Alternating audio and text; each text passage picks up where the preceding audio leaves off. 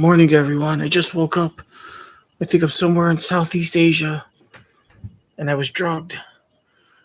Look, I figured I could call the authorities, but instead I wanted to watch. It was more important for me to get to my viewers and subscribers because I love you, and you mean the world to me. You're my new friends and family. Did you know that? In 2023, all of our family are strangers, and in another 50 years, all of our strangers are going to be robots, and all of our friends and family are just going to be clone versions of ourselves and holograms. Can't wait. I always wanted to be in the Jetsons, and now I'll get my chance. His boy Elroy. Welcome to the Fill in the Blancs podcast, where we talk about life, love, and the pursuit of happiness. So glad to have you. Make sure to like that button, like the dislike button, or dislike the like button, and ring the bell for notifications so you could join me on my journey to raise enough money to buy out Amazon. It's going to happen. It's season 2, episode 47, and Brian Cox from Succession is on. And even though he's going to be promoting this 007 movie he's in as a villain, probably with a metal arm or something, petting a cat, using a Scottish accent like a "Get Bond," he'll say, "Get Bond." I bet they start asking him about Succession and the ending. And so if he comes on and you haven't seen Succession, or you don't want to get the ending spoiled or any of the show spoiled, maybe you don't watch this interview, or be prepared with the remote in hand to mute it in case he comes on. So Casey comes on. That's a nice name. Casey comes on.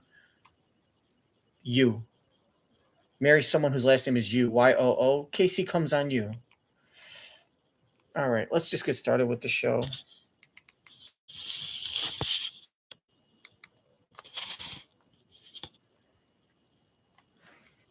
I keep on fiddling too much in my sack of potatoes. They've got the team to do it and the numbers to prove it. This is... Yeah, I get it. Melman Ma. Oh, my girlfriend.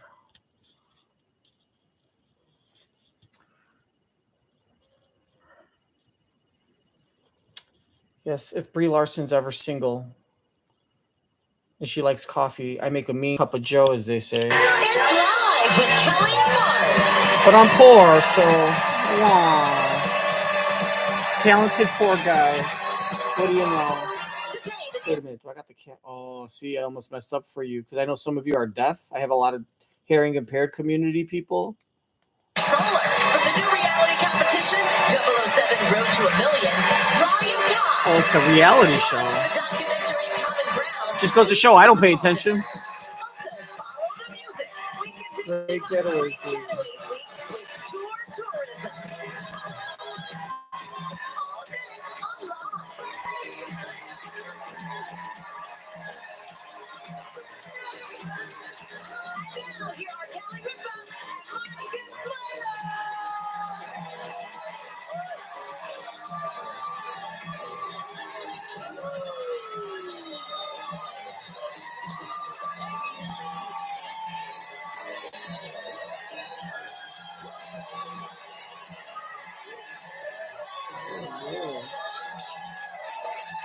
Was that Lindsey Vaughn?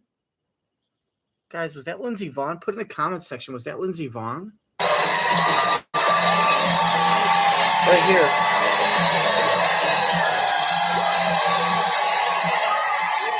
Lindsey Vaughn. Welcome, everybody. It's Wednesday, November 8th, 2023. Beautiful day out today. It is. My gosh. You can feel the first little nibbles of fall. Oh. I would say nibbles of winter. Winter. Look at that. It smelled like winter to me outside. 43 degrees. Look at that beautiful Central Park. Beautiful. Leaves are Fall full. foliage. Remember- Fall foliage. Yeah, it's fall and it means it. Let's see. All those stupid words. Kelly uses all those words, and then Mark over the years has just adapted them because he knows what terminology that she uses, that if he'll copy, it kind of turns her on. Because it's like, oh, look, babe. Because it makes him think, it makes him think, oh, look, babe. Or it's almost as if he's trying to say, look, babe, you've changed me. You're changing me into you. You're making me. And of course, Kelly's going to think, well, I'm a great person. So it's his way of saying, you're making me a better man, like Jack Nicholson. He started doing that ever since that movie came out with Jack Nicholson and Helen Hunt, As Good as It Gets. He started doing all these things that she does that he really doesn't like, in a way of showing him, like, look, baby, you're changing me into you. Like, you're making me a better person. And that turns around like, oh. And of course, he's just saying that to get laid. He doesn't mean any of it. So she starts saying something, he starts saying it. All of a sudden, she starts eating butternut squash soup. He's gonna start saying, "Hey, babe, let's go get some butternut squash soup." You know, ever since ever since you made it and you gave it to me to try, I've liked it. And gosh, you're so right, honey. You've been eating this; it's so good. Let's go get some. Like, look at that. You're making me eat healthy now. I'm eating healthy because I want to be better for you. I want to be, you know what I mean? And it just gets him laid. And then he like goes off and eats like a fucking Jack in the Box cheeseburger taco combo, like in the middle of the night when he tells her he's going to the gym. He's going to the gym and he's working out for like 8 minutes and then spending another 2 hours watching porn and eating Jack in the Box. That's what the hell he does. And remember, if he says the word nice, you got to take a shot. Oh, I'm surprised he didn't say now. Oh, look at the wonderful. Look at the weather. Look at the nice trees with the look at the trees and the leaves with the nice colors. Yeah. What's happening this weekend? Okay. It's going to be dry. Oh, wait. Are we talking about the weather? Or are we talking about Kelly's vaginal genitalia? You know, Mark. Weekend. Okay. It's going to be dry. Gelman's like, I love Mark. He always shares too much. Nice and dry. An unprecedented rain-free New York weekend for all of us. Nice and dry. Yeah. Brisk and cool. Brisk and cool. Dry parade. Oh, now he's talking about Kelly's personality. Brisk and cool. Yeah. Brisk and cool. Brisk and cool. Dry parade. What does that mean? Is there a parade on Veterans Day? Veterans Day, yeah. Very, thank you. Oh, yes. See what's on These top. are so tight, I can't think. See what's on top of your priority list. Veterans Day, what's that? They're very, like this, they cut you. Yeah, they're Look, tight. you just find out how full of shit he is. He uses this like throughout his whole life, too. This is his sense. This is like his way of life. What a parade. Do we have a parade? What do you mean we have a parade? Veterans Day. Veterans Day. That's right. I knew that. Yeah, of course. He should have been quicker. Do we have a parade? Veterans Day. Of course, yes. No. He would have just been like, dry parade. What does that mean? Do we have a parade? Veterans Day. I knew that. Yes, Veterans Day. You are correct. Nope. Not even. Now he's gonna spend the rest of the episode trying to sell you, the audience member. He's gonna spend the rest of the episode trying to sell you, the audience member, that not only did he always know about the Veterans Day parade, but now he's gonna start overcompensating and start mentioning veterans and war and the holiday and saying thank you and doing all this stuff as a way of subconscious forgiving. You know, like when you cheat on your wife but you didn't get caught. But you start taking her out to all these dinners, that places she likes to go to that you don't like, and you start buying her all this stuff. You're kind of forgiving. You're trying to convince yourself in your head that she is forgiving you, even though she might not even know. You're just trying to give yourself permission. So watch him start overcompensating by talking about Veterans Day and trying to sell us that he's always known about it, and that, so last week I started making some plans for Veterans Day because we honor our veterans. I called some old buddies that served in the war in the Middle East, and I talked to them on the phone. He's going to start making up shit because, God forbid, he can't be a Mexican Italian that doesn't know anything about U.S. Thank you. holidays supporting our troops, especially when you're on ABC. That's not who he paid you to pretend to be, Mark. Right? He's going to say the word nice. I can't think. Yeah. I did notice that. They're very, like this, they cut you. Yeah, they're tight. If I start like fading. You start fading. Yeah. Unbutton the top button. Resuscitate me. Yeah, I will. So I guess that Mark is wearing those tight pants in honor of the People magazine Sexiest Men Alive. Oh. Don't get excited. That's not me. That's not you. That's I not know. me. Patrick Dempsey is. Yeah. You know what? Who picks this shit? I saw saw Patrick a couple weekends ago at the race, at the F1 race. Oh, nice. I tried to approach him, and I Nice. said, he's just too sexy. He's a good-looking guy. Yeah. Well, You know, if Kelly died and I was blind, I would just go for the butthole and pretend I was having anal sex with my wife because, you know, Patrick Dempsey, interesting fact, has bigger breasts than my wife. And Kelly's like, yeah, I still wear a training bra. Same joke for 38 years. You know, I'm very convinced that the majority of people that work at People magazine that make this list are homosexual men, which there's nothing wrong with that. But if you look at the type of men they pick, it just seems like a lot of men that a lot of my gay friends have said are hot. Not the type a lot of my straight girls have said. Patrick a couple weekends ago at the race, at the F1 race. I tried to approach him, and I said, he's just too sexy. He's a good-looking guy. Yeah. well, Good-looking guy. would you like to know who the sexiest morning host is? Well, Because you're looking at him. Are you really? serious? Here, let me let me ask you this. Who are the nominees? Because I gotta say, if the nominees are Mark Consuelos, Carson Daly, I mean, look, I'd like to see the list of nominees because if the list of nominees is it's a race between Mark Consuelos and Al Roker, and Carson Daly, I mean, I guess the only other person that even seems young enough is Nate Burleson. But the dude looks like a fucking whacked out version of Kid and Play combined. For those of you that don't know who Kid and Play are, you could Google image search Kid and Play from the late 80s and early 90s.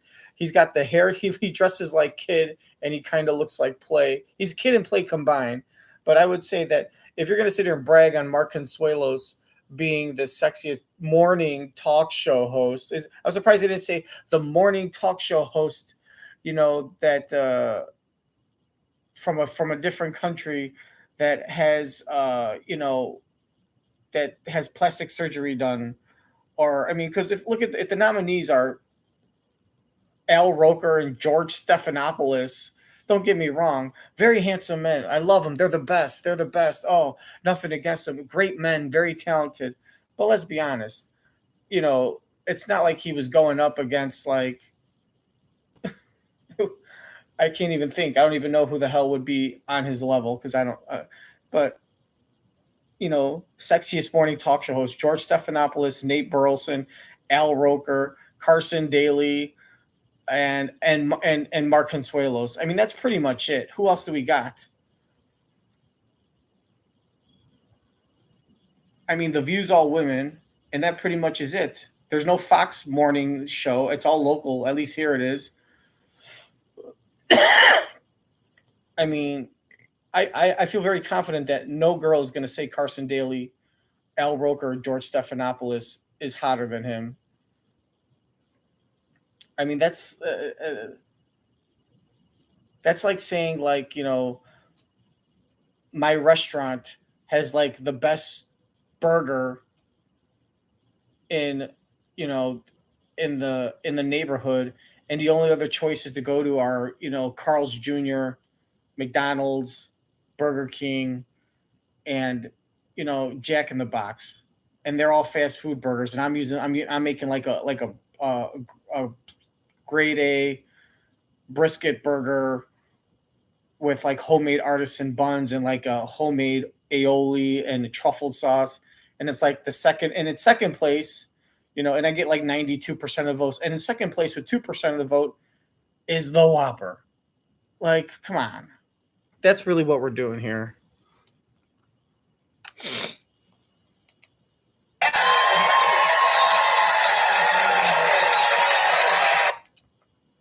Who needs a morning cup of coffee? Here, let's read this together.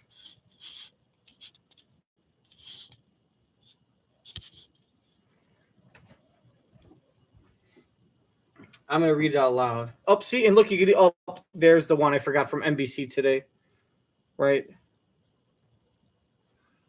Who needs a morning cup of coffee to start the day when the Live with Kelly and Mark when the Live with Kelly and Mark star, who has kicked off his co-hosting stint, who kicked off his co-hosting stint in April, is stripping down to try an on-screen cold plunge or sharing steamy details of his love life with his wife Kelly Ripa. Runners-up, Craig Melvin. These are runners-up. Look right here. Give me a fucking break. And you know what?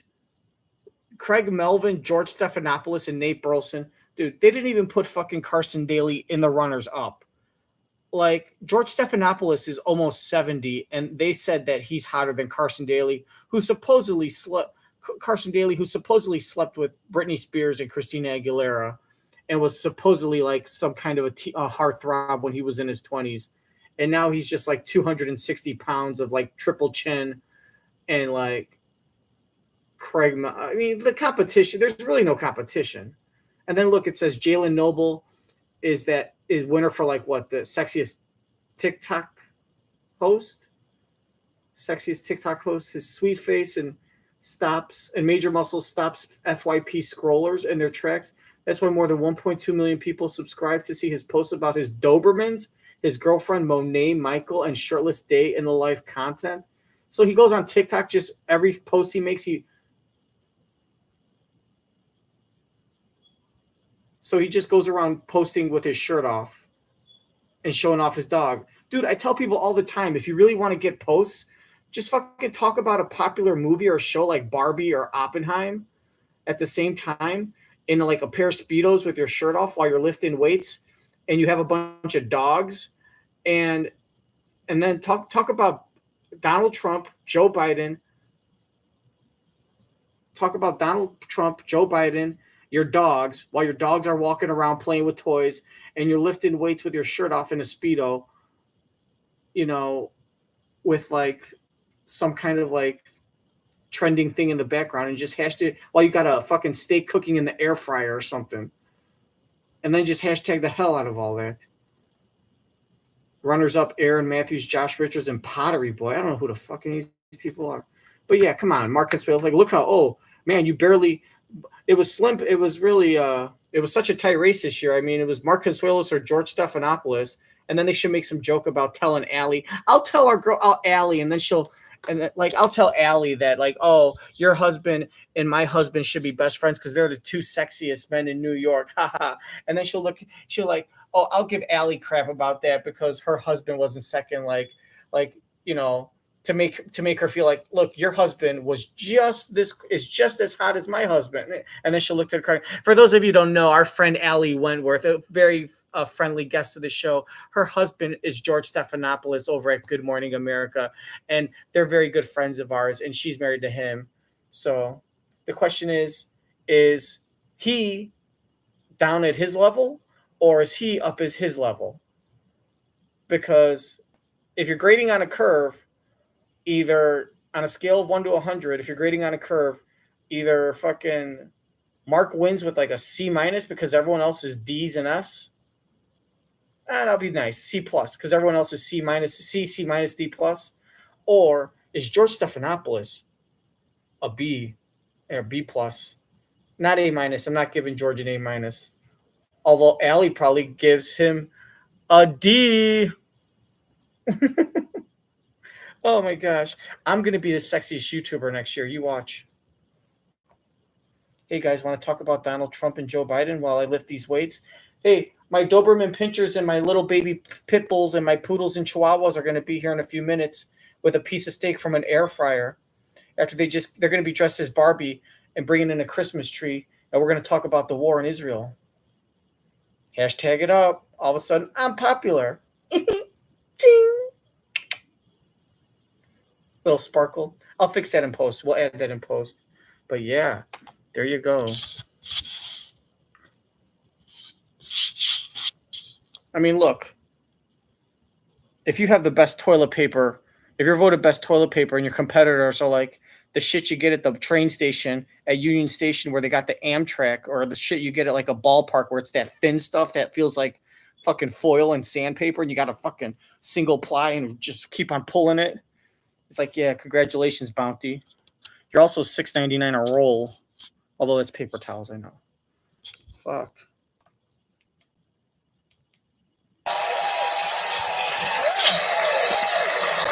not really any competition. Yeah. What's it say? It says, let me get my glasses because I want to read this quote directly. Who needs a morning cup of coffee to start the day? When the Live with Kelly and Mark star, who kicked off his co-hosting stint in April, is stripping down to try an on-screen cold plunge, or sharing steamy details of his love life with Kelly Ripa. Is that what you do here? Yeah, I don't share anything. Yeah, I couldn't agree more. But wait, there's more. Uh-oh. Because if you turn over to this section here, I didn't read this, just to be clear. This was read to me this morning. They're calling it Sexiest Man Alive Then and Wow. For a second year in a row, our oldest son, Michael Consuelos, is back in the Sexiest Man Alive.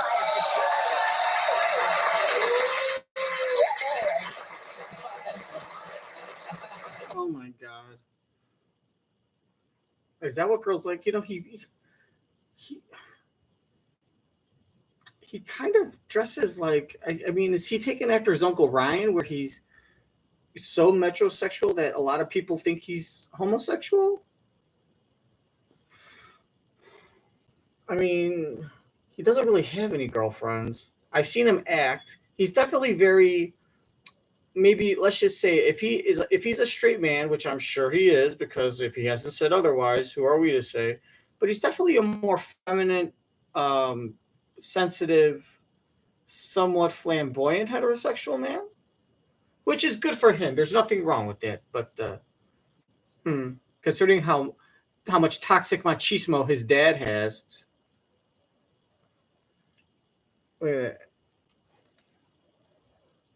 Michael Consuelos, growing up, quote, everyone had long, shaggy hair, kind of like a bull.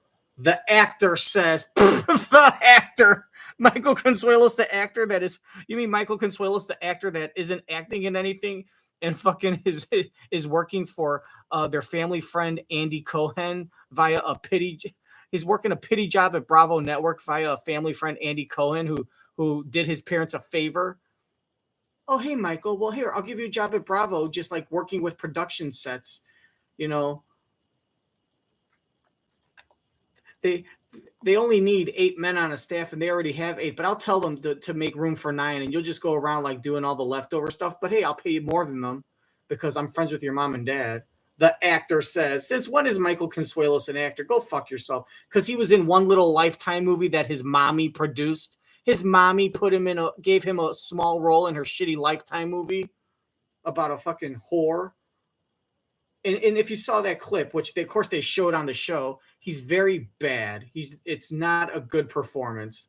There's a reason why he's not lining. You're not seeing him on ABC sitcoms playing guest roles on sitcoms, or trust me, mommy and daddy have enough connections to put him on an ABC primetime show, even if it's just being a guest star on Grey's Anatomy as like some some male escort that has a staph infection, has a big like pussy bubble on his back and doesn't know what it is. And now they're wondering, is it HIV or is it COVID? Or maybe he just burned himself because he does this like fire show over in the Village or something, or no, in Seattle, whatever the LGBTQ community is in Seattle. What are they called? I don't know. I don't know, Rainbow Town. I mean, look, they put all the gay guys together. Anderson Cooper, Michael Consuelos, both friends of. So obviously, this magazine, Kelly and Mark have a friendship and a relationship with someone who runs People magazine, or Gelman does, or something. Because this is just dumb. Anderson Cooper, so these are all people that were like, these are all people whose parents were celebrities, or were in the spot, or were in the spotlight when they were kids. This is really slim pickings. Who's this competition? Fucking Corey Feldman. I mean, the Coreys, one of them's dead. The other one looks like he's about to die. Anderson Cooper, 56. When the broadcaster had a pet snake named Sam, he couldn't pronounce certain letters, so I called him Tham. Well, who cares? What is this shit? People pay money for this? And look, this guy is the Asian guy from Indiana Jones and from Everything Anywhere All at Once, I bet. Growing up, everyone had long, shaggy hair, kind of like him. I bet they interviewed him for like an hour and he felt like really special, like on a chair with a voice recorder, drinking like cappuccino. And this is they want to use this one little quote. I look at pictures and I'm like, oh my God. He really looks like a drag queen when he looks like a drag queen when he's off duty, when he's not performing. Like this is the guy you see down the street and you say he looks familiar, and it's because 2 nights ago at 1 a.m. he was shoving Jello shots. He was serving you Jello shots out of his fake chicken cutlet breasts. Doesn't he look like he's got like lipstick on? He does. He looks like a drag queen that is like out of costume and being a celebrity judge on the RuPaul's Drag Race show.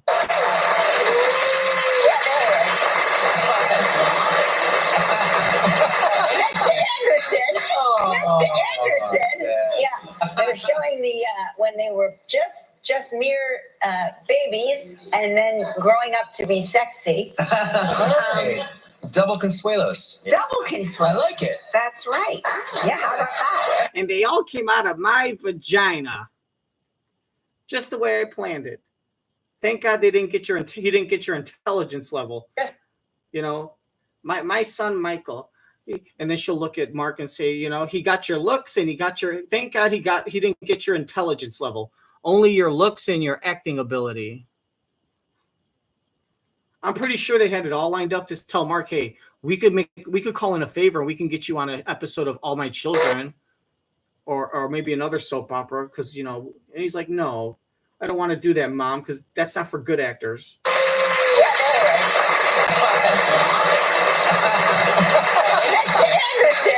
Next to Anderson. Yeah, they're showing the when they were just mere babies and then growing up to be sexy. Double Consuelos. Double Consuelos. I like it. That's right. Yeah, how about that? That's really nice. Hey, Andy's also in here. Andy Cohen and Jimmy Kimmel. Oh my gosh. Yes. I'm sure these are all the top men that women go crazy over when you ask them to think of a sexy person. The first thing they think of is fucking Jimmy Kimmel and George Stephanopoulos. Like, this is total bullshit. Jimmy Kimmel, the sexiest, what is he? The sexiest late night talk show host that was raised in Las Vegas and, you know, dated like he's what is he? The sexiest late night talk show host that dated Sarah Silverman and, you know, played the clarinet in high school. Hey, and the sexiest former high school clarinet player that has a late night talk show with more than 2 kids is Jimmy Kimmel. The sexiest Oscar host to have a show and no Adam Carolla is. Showing the when they were just mere babies and then growing up to be. Yeah. Double Consuelos. We get it. I want to see this. Andy Cohen. I guess they're putting. I like it. That's right. Yeah. So you're telling me when you ask when you survey like 10,000 gay men, they're gonna say the hottest guy out there that they think of when they're masturbating is Andy Cohen. Andy Cohen reminds me. If Andy Cohen were a woman, he reminds me of the annoying fucking girl in high school that would never shut the fuck up, but she has big tits, so you'd fuck her at a party if you were drunk enough. That's who he reminds me of. Or you're pretending to like her and use her because you know that her parents are rich and they have a big house, like they have a swimming pool, and you just want to go swimming in her swimming pool, so you pretend to like her. Or you know, or you seen her. You saw the girl's dad driving around in like a Mitsubishi Lamborghini, and you want to drive in her dad's Lamborghini, so you pretend to like the girl. And they're like, yeah, you're cute. I'll go to prom with you. Hey, can we use your dad's car? One of those. Anyways, this is enough of this shit. People Magazine, put it on the list. Just confirming why I never buy you or read you. That's really nice. Why I'll never read you. Because there's nothing to read. Big poop emojis all over. Also in here, Andy Cohen. Oh, yeah. Oh, missed it. Let's see. Got to get it again. I like it. That's right. Yeah, how about that? That's really nice. Hey, Andy's also in here. Andy Cohen. Hey, here's him as a fucking, entitled young teenager to rich parents back before any of us knew who he is, but that qualifies for us. Like, they just whipped this shit together. And look, then they got the ugliest, look at that. They got the ugliest Jonas brother, the least popular Jonas brother in their sexiest. What is he, the fucking sexiest? What is he, the sexiest, ugliest brother or the ugliest member? Like, who's next to him? Chris Kirkpatrick from NSYNC? Like, give me a break. This is such a pity. This is paid for by the PR teams and the agents for people who need boosts in their career. They got like come on. Why would you put Kevin Jonas in here? Is that even his name? It is Kevin. Like, dude, it's like they went to Nick Jonas and Nick said, "Look, here's the deal. I'll support your magazine, but don't do this on me. Pick my brother. He needs a little boost of confidence." He's got the least attractive wife out of all of us, and he's definitely the least. He's always been the least popular, and he's the oldest too, so it really hurts him. So this is the confidence booster edition of. This is the woke version. This is the woke edition of Sexiest People Alive, because you got like fucking like you're basically putting in. Come on, bro. George Stephanopoulos, Andy Cohen, Kevin Jonas. He's not even the sexiest bro. Kevin Jonas's younger brother Frankie is probably considered more attractive by your readers than this dude. Andy Cohen and Kevin, all of a sudden Kevin Jonas is sexy because a fucking magazine said so. Yeah, I think fucking 20 years of Disney viewers disagree. You're talking millions of fucking girls are probably like, yeah, why don't you run a poll and see who they like? And I'm sure Andy Cohen's like, oh my God, run a poll where? The bathtub with my adopted son that I swim with naked even though he's 9? I let him see my grown bush? What's wrong with that? What's wrong with an adoptive father showing his mangina to his 10-year-old kid in an hour-long bath session? We don't play with rubber duckies. We play find the hot dog. And Jimmy Kimmel? Oh my God. And Jimmy Kimmel, yes. Jimmy Kimmel just screams sexy. Who's it? Jay Leno too? I mean, what? Double Consuelos. Double Consuelos. I like it. That's right. Yeah, how about that? That's really nice. Hey, Andy. Look at her. She's slowly turning into an old woman right in front of our eyes. She just right there. She just forgot she's like on a talk show set. Her brain went to like fucking autopilot mode, and she's just all of a sudden pretending that she's back in her head. She's back at her apartment in her living room, like her third living room, on her couch reading a magazine. She just got caught up there like reading it. If no one stopped her, she would have been reading that whole damn article for the next like 10 minutes and forgot. Someone had to snap their fingers in front of him and like, Kelly, hello, what are you doing? Sorry, I'm thinking about my son naked in bed with Anderson Cooper, how I caught them 15 months ago in our Long Island home, and I have to keep it a secret. Maybe the reason he's working on Bravo is because him and Andy Cohen are having a little thing. See? Hey, double Consuelos. Double Consuelos. I like it. That's right. Yeah, how about that? That's really nice. Oh, look at Andy. Hey, Andy's also in here. Andy. She kind of says it with a yodeling thing to her voice. Her voice is cracking like she's almost laughing. She's trying not to laugh. Like, oh my God, Andy's in here. Like, what the hell is this? Cohen. Oh, God damn it. You know what? I'm going to have to fucking play it back because I want to read I'm pretty sure it's online. Hey, Andy's also in here. Andy Cohen. No. Well, let's see. Andy's also in here, and then when she starts to say Andy. Hey, Andy's also in here. Andy Cohen. There we go. Oh God. There we go. Andy Cohen, 55. Yeah, more like 70. As a kid, the Bravo host would imitate evangelist Ernest Angley. Quote, I'd go around to the neighbors' houses and heal them. Oh, well, that just screams sexy. Oh, my God. And Jimmy Kimmel? Oh, my gosh. Kevin Jonas? Yeah, Kevin Jeremy Jonas. Allen White? Look at these sexy... These children who grew up to be sexy. Right. I didn't look at... They're all sexy. It says who? I guess these are like people, but look, the best picture this is how ugly he is, Kevin Jonas. The best picture they could find of him as a kid is when he was like fucking 2 months old. Raised in New Jersey, the actor said he enjoyed being a train ride away from one of the most major cities on earth. Jimmy Kimmel said, I've been ready to host the hashtag Oscars since I was mommy's precious little boy, the late night host wrote.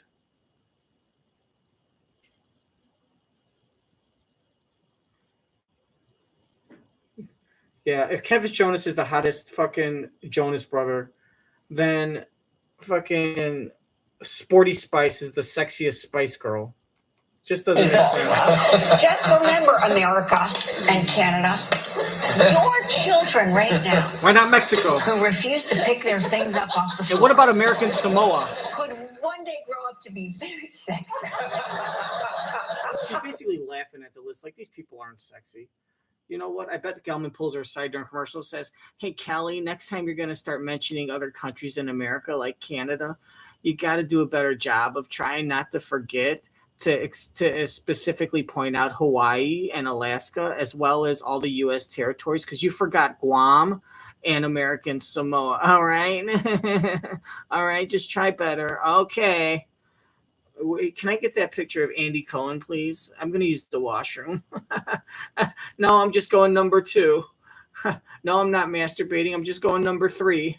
It's when you go number 1 and 2 at the same time. That's what my daughter told me. She does it in our bathroom all the time. Why doesn't she leave? Oh, because I have to call Andy to get her a job because she doesn't want the free $750,000 a year job I offered her at the studio to throw out garbage cans. That's It's a sweet thought. That's a sweet thought. Very mean. Very sweet mean. thought. I like it. And yes, your husband too could grow up to be sexy.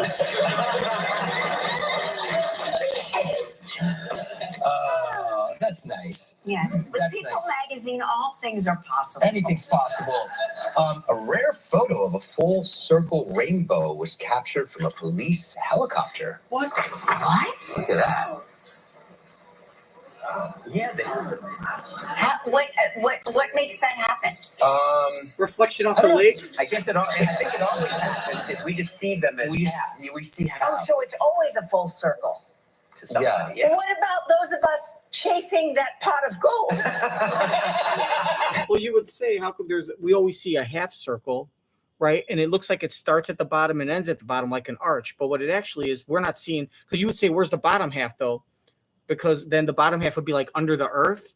But the actual thing is that we're watching the bottom half, right? The bottom half, and we're in the top half, right? The top half is up in the sky. We don't see it. What we see is the bottom half, but the bottom half reflects off the water and flips 180 degrees to our eyes. Just like when you're watching a camera and someone raises their right hand, to us, it looks like their left hand.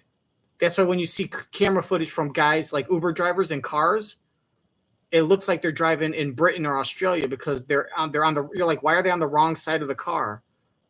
It's because everything is flipped. Same thing with a rainbow. It's an optics thing. Look it up. I don't got time to give you a fucking college lesson because I'm smarter than everyone and I got my degree and you got to pay for it. Go to my master's class. You want a master's class on common sense and simple wisdom? Go ahead. $85 a month. It's in the master's class. It's in the bio. We just see them as We see how. Oh, so it's always a full circle. to somebody. Yeah. What about those of us chasing that pot of gold? Keep chasing. All this time I've just been spinning my wheels. Yeah, it's rare. They're always like that. They're always full circles, but it's rare because your view is obstructed by the landscape or something else, trees, The coast or the whatever. coast. Yeah, Huh. I've seen I like a double rainbow. Oh, yeah, the double rainbow. that Well, I one, guess that that's one. double circles. You know what? If you have a good rainbow photo at home, please call to action. I'm going to give you the call to action. Send us your rainbow photos. Yeah. All right.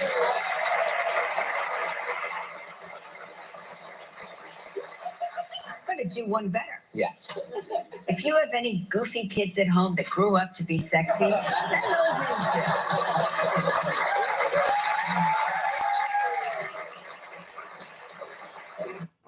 break the news to her that her kid isn't sexy and that this was all paid for.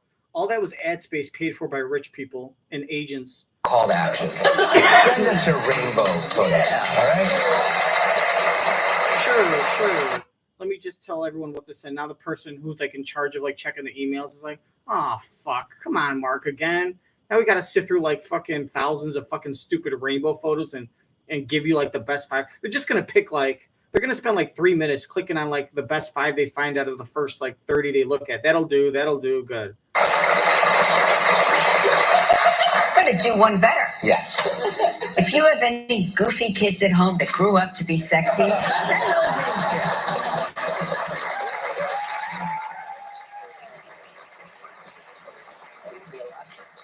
Pennsylvania School District welcomes 17 sets of twins, all set to graduate in 2036. They're calling it the Twindergarten.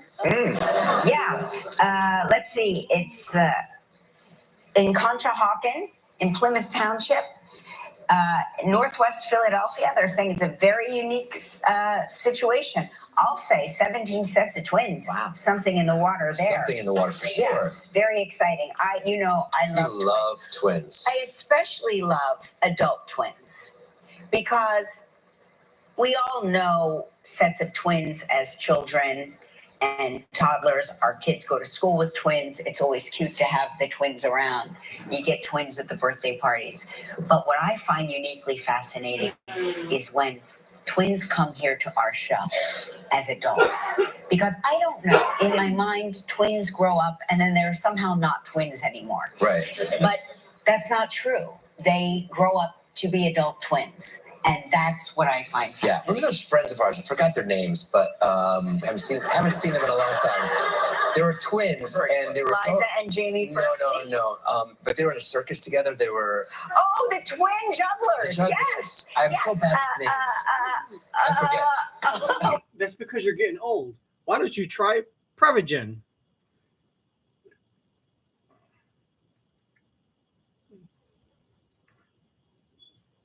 Are you suggesting that there are children twins who grow up and don't become twins anymore? Right. But that's not true. They grow up. I think everyone that are twins as children grow up to be adult twins. Are you just figuring this out for the first time? Jamie personally? No. But they were in a circus together. They were the twin jugglers. Yes. I'm so bad with names. I forget. I know. But now one's a doctor and one's but they, for a while they were in the circus. They were in the circus as children. Yeah. They were juggling twins. Really fascinating. Fascinating. It's how unfortunate that we cannot. Fascinating. It was fascinating. That's what fits your definition of fascinating. Fucking two children juggling. It's so fascinating. Look at them. They look alike and they're both juggling bowling pins. Fascinating. But you know what's more fascinating? The fact that Kevin Jonas is considered sexier than George Stephanopoulos. George Stephanopoulos is the Kevin Jonas of the Good Morning America host staff.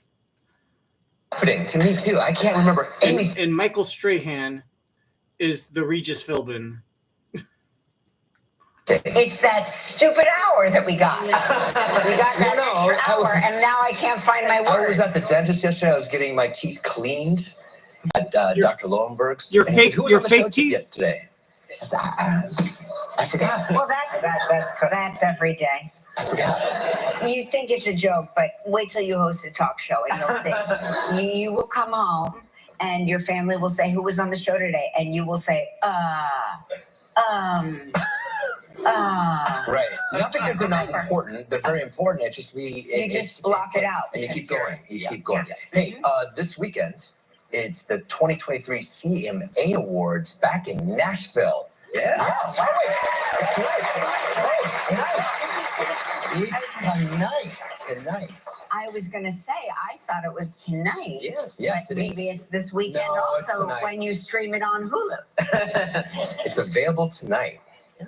Very exciting. Very exciting. Who's hosting it? Luke Bryan and Peyton Manning. Oh, okay. That makes sense. You know, we just had Jordan Davis on the show.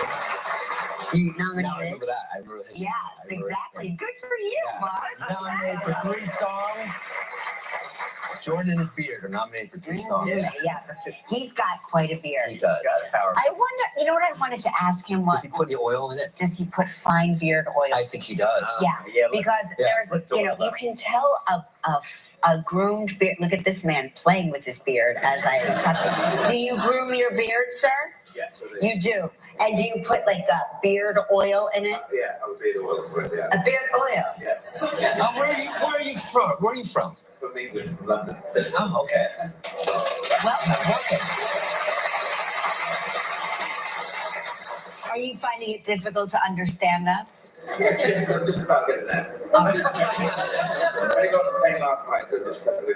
Oh, you just said it. All right. Chelsea or Arsenal or Tottenham? Tottenham. Yeah. Okay, good to know. Is that, how do we feel about that? Great stadium. Great thing.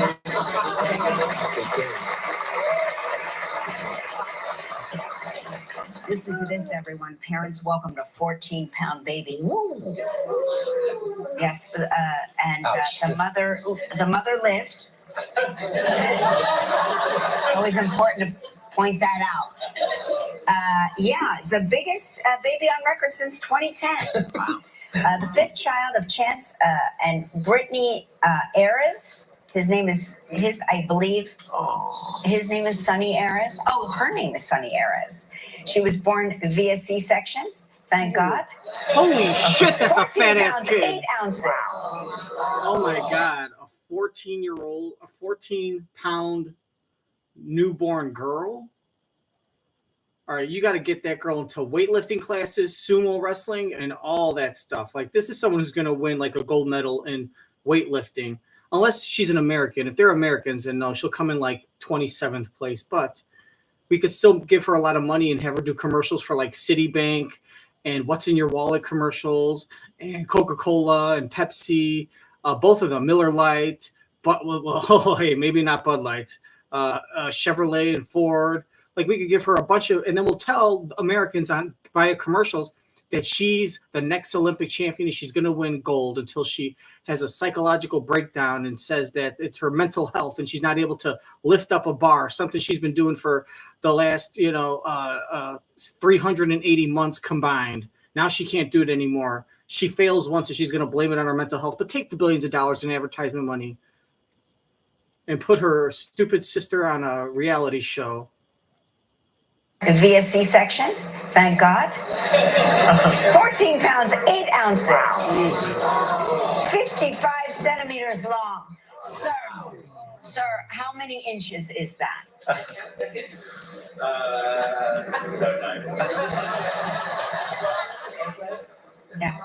Don't know. No.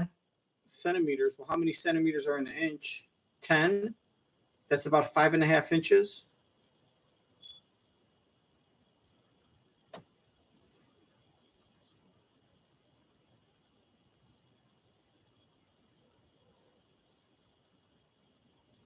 Nine inches.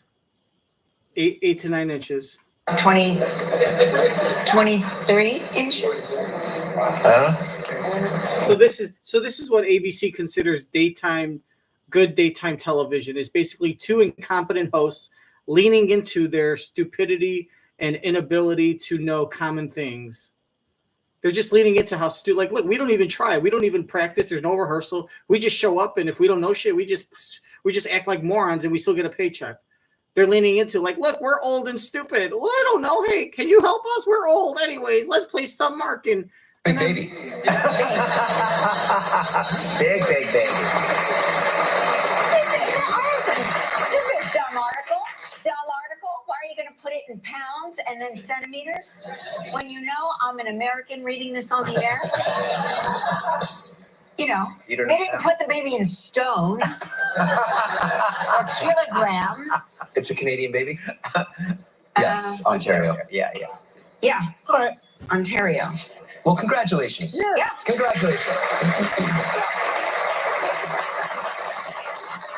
We have a very exciting show today. Yeah. Our dear leader is here, Brian Cox. Yeah. And Ian Somerhalder is also here today.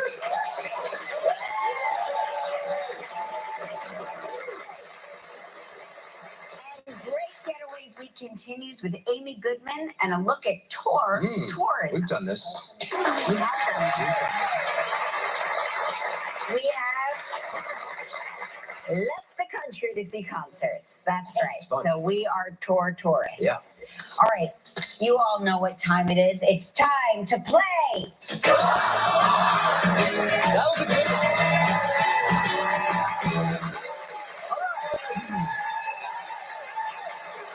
Let's say hello to Heather Filippini from Sacramento, California, who watches the show on KCRA. Good morning, Heather. How are you? Good morning, Mark. Good morning, Kelly. Good morning, Dylan. Good morning, Art and Kelly. Hey, what kind of drink do you have there in that photo? The Manhattan, my favorite. Manhattan. Atta girl. All right. You feeling lucky today, Heather? I am.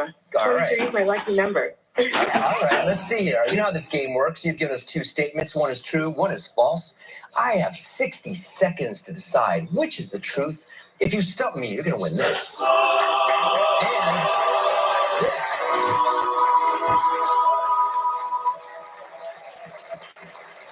All right, Heather. The man from London just clutched his pearls. He's so excited to see that. Sir, do you know about this game? Oh, there you go. Oh, you're gonna learn a lot Here today. we go.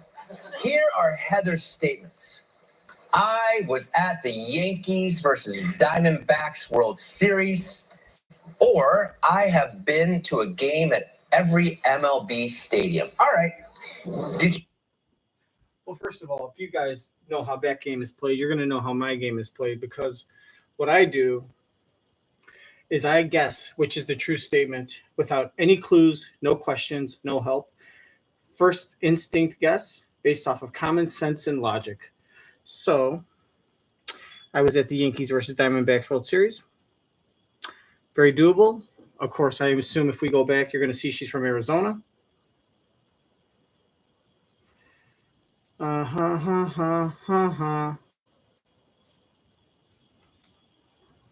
Sacramento, California. Good morning, Mark. Good morning, Kelly. Good morning, Dylan. Good morning, Art and Kelly. That's okay. We all forget Art also.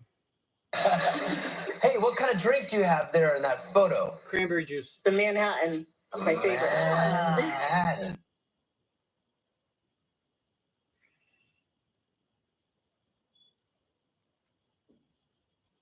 I did. You did. Do you remember the score? Okay. See, now this is what sucks. Let me just point this shit out real quick. I'm sorry, because in case you didn't know from last time, this is what happened. Kelly, he had this girl had a bunch of had two options on the show, on the fucking stump mark, and at the end of the show, or at the end of the segment, Kelly had her hand down Mark's shirt and was trying to get something, almost like he was Jose Altuve, and Kelly Ripa was the Major League Baseball commissioner trying to rip something down. And Altuve's like, no, don't go to my shirt. And then finally she ripped out a wire and said, "You're cheating?" And he said, "Oh no, hablo inglés." And it turns out that Mark had a piece of paper with a whole bunch of questions and the factual answers about the clues that the two clues that the last girl had given him as to which one's the lie. So it was something about, like, I forget, but let's say pumpkins. He said, how big is the biggest pumpkin, or something about swimming. What's the longest swim? How many meters? What's the record? And so he had a bunch of questions lined up, but then he also had the answers. So that way, when he asked the question, if her answer didn't match up with what he had written, it would give him an advantage, and he'd be like, "Oh, that's the lie because I asked her a question. She didn't answer it the way that the answer's written based on Google." And so he's basically cheating. He's giving himself advantage because it's that important to him that he comes across as a smart person to the viewers, because he's insecure about his natural DNA-given inherited stupidity that he gets from his bloodline. So it's very important, and you have to be smart enough to know that you're not buying his bullshit, because he's drinking his own Kool-Aid all day. Fucking dude was 25 years old, living in a fucking, $10,000 a month fucking apartment with a view. He thinks he's talented. He thinks he's smart. He thinks he's successfully conned the world. He's imposter syndrome. This motherfucker has imposter syndrome, and he thinks he's successfully fooling people when he's not fooling anyone. Everyone knows exactly. He's thinking, man, I get paid $200,000 a year. I got the wool pulled over their eyes. What he doesn't know is that the job he's doing should easily be getting paid $500,000 a year, and they're underpaying him. But he doesn't know. He's like, hey, 200,000 is a lot of money, right? So basically, he was cheating, but not cheating because he didn't know which one was the lie. But here's what he does: is he gets the two options in advance. So in this case, I've been to every major league ballpark. I was at the Yankees Diamondbacks World Series, right? Maybe Game 7. So now he gets that at like 6:30 in the morning when he first walks in. Hell, maybe he gets it the night before. Whenever the show has it, he gets it. He told the person in charge, "Hey, can you get me the two questions that the girl's going to say?" And then he goes and he starts getting questions. So now when he says, "What was the score of the game?" he probably went on and said Game 7, Diamondbacks, Yankees, World Series 2001, and he writes down the score, the game-winning hit, which Luis Gonzalez got the game-winning hit. He drove in Greg Counsell, who was the head coach of the Milwaukee Brewers, just got hired by the Cubs a few days ago, and he writes down all the facts that he's going to ask, right? So then he starts asking all these questions, so that way if her answers don't match up with the other answers, then he knows. So therefore, he's inflating his stats. He's cheating in a way. So then when they say his stats, she's going to watch, I bet, next time for the month of November, she's going to say, what's her face? Kelly's going to say, oh, you had your winning percentage of this game at the end for the month of November was 683 or 722. And he's going to be like, yeah, see, I'm smart. And it's like, dude, you're cheating. You know what I mean? That's like, running a marathon and putting like little weights in the back of their competitor's shoes and they're slowing down. And they're like, see, I've been training the whole time. He's the fucking Lance Armstrong and shit. And this is just a stupid fucking child's game. And he's fucking cheating. Like, this is the guy that'll fucking cheat to beat his kids at Monopoly when they're children. Just because, and it's not even like a fun thing he literally has to win. He will cheat at Monopoly against his kids. They're just for a fun family experience. So he could somehow hold it over their heads and go to sleep better at night, knowing that I won. Even if he cheated, it doesn't even count. He doesn't care. In his head, he fucking somehow spins it into a way where he believes that he wasn't cheating because it doesn't say in the rule book that I can't ask for the questions in advance and Google answers and have enough time to prepare. Like, it doesn't say that. Well, it's because we don't expect people to fucking go that route because we don't expect the level of filth and immaturity. You know what I mean? Well, it doesn't say in the law that I can't stab someone with a toothbrush. It just said I can't stab them with a knife. Well, we didn't think we had to put down in the bylaws that you're not allowed to stab someone with a toothbrush. You know what I mean? We thought, oh, well, I didn't know. Like, hey, if in the Bible, it doesn't say don't kill thy mother or father via poisoning. It doesn't say that. Well, it says thou shalt not murder. Yeah, but it doesn't technically say whether your parents count or not. So, Mr. Menendez, why are you talking about the Bible as in relation to your crime, your alleged crime? But just saying, that's what my daddy taught me. Come on. So this is all bullshit because now he's cheating and he's giving himself an advantage. So F this. So now he's going to ask her, what was the score? And he's got the score. He's going to ask her a bunch of questions. And so what I would do now, I would start saying to questions like that, when I know they're questions that he knows the facts of, I would just start, even if I know the answer, if I know the answer was like 4-3, which I think it was, if he goes, what was the score of the game? I'll be like, you know what? I don't remember. Or no, don't say I don't remember because that's a lie. You do remember, which I don't know. Can you lie about the truth in this game, or do you have to tell the truth to any questions about your truthful answer? Because I would just say, I'm not really sure. I don't remember. And if I can't say I don't remember, I'd be like, I'm not 100% sure. You were at the game. I was. A great game. Who won? The Diamondbacks. And what was the score? I'm not 100% sure. Even if you know what it is, just say that. Well, I mean, watch him say like, and what was the attendance that day? Do you remember who started the game? Right? Or it'll say Randy Johnson started the game, and he'll be like, yeah, and Kurt Schilling started the game, and it's like, yeah, it was a great game. Kurt Schilling started the game, right? You remember how many innings Kurt Schilling went? Hoping it'll be like a trick question, and he's just going to end up fucking his own head because he'll ask questions that the person legitimately might not remember, and then he'll be like, aha, they don't remember. That means, they're lying. Or maybe they'll think they know and they'll say the wrong answer, but they'll think they're telling the truth, and they're not lying.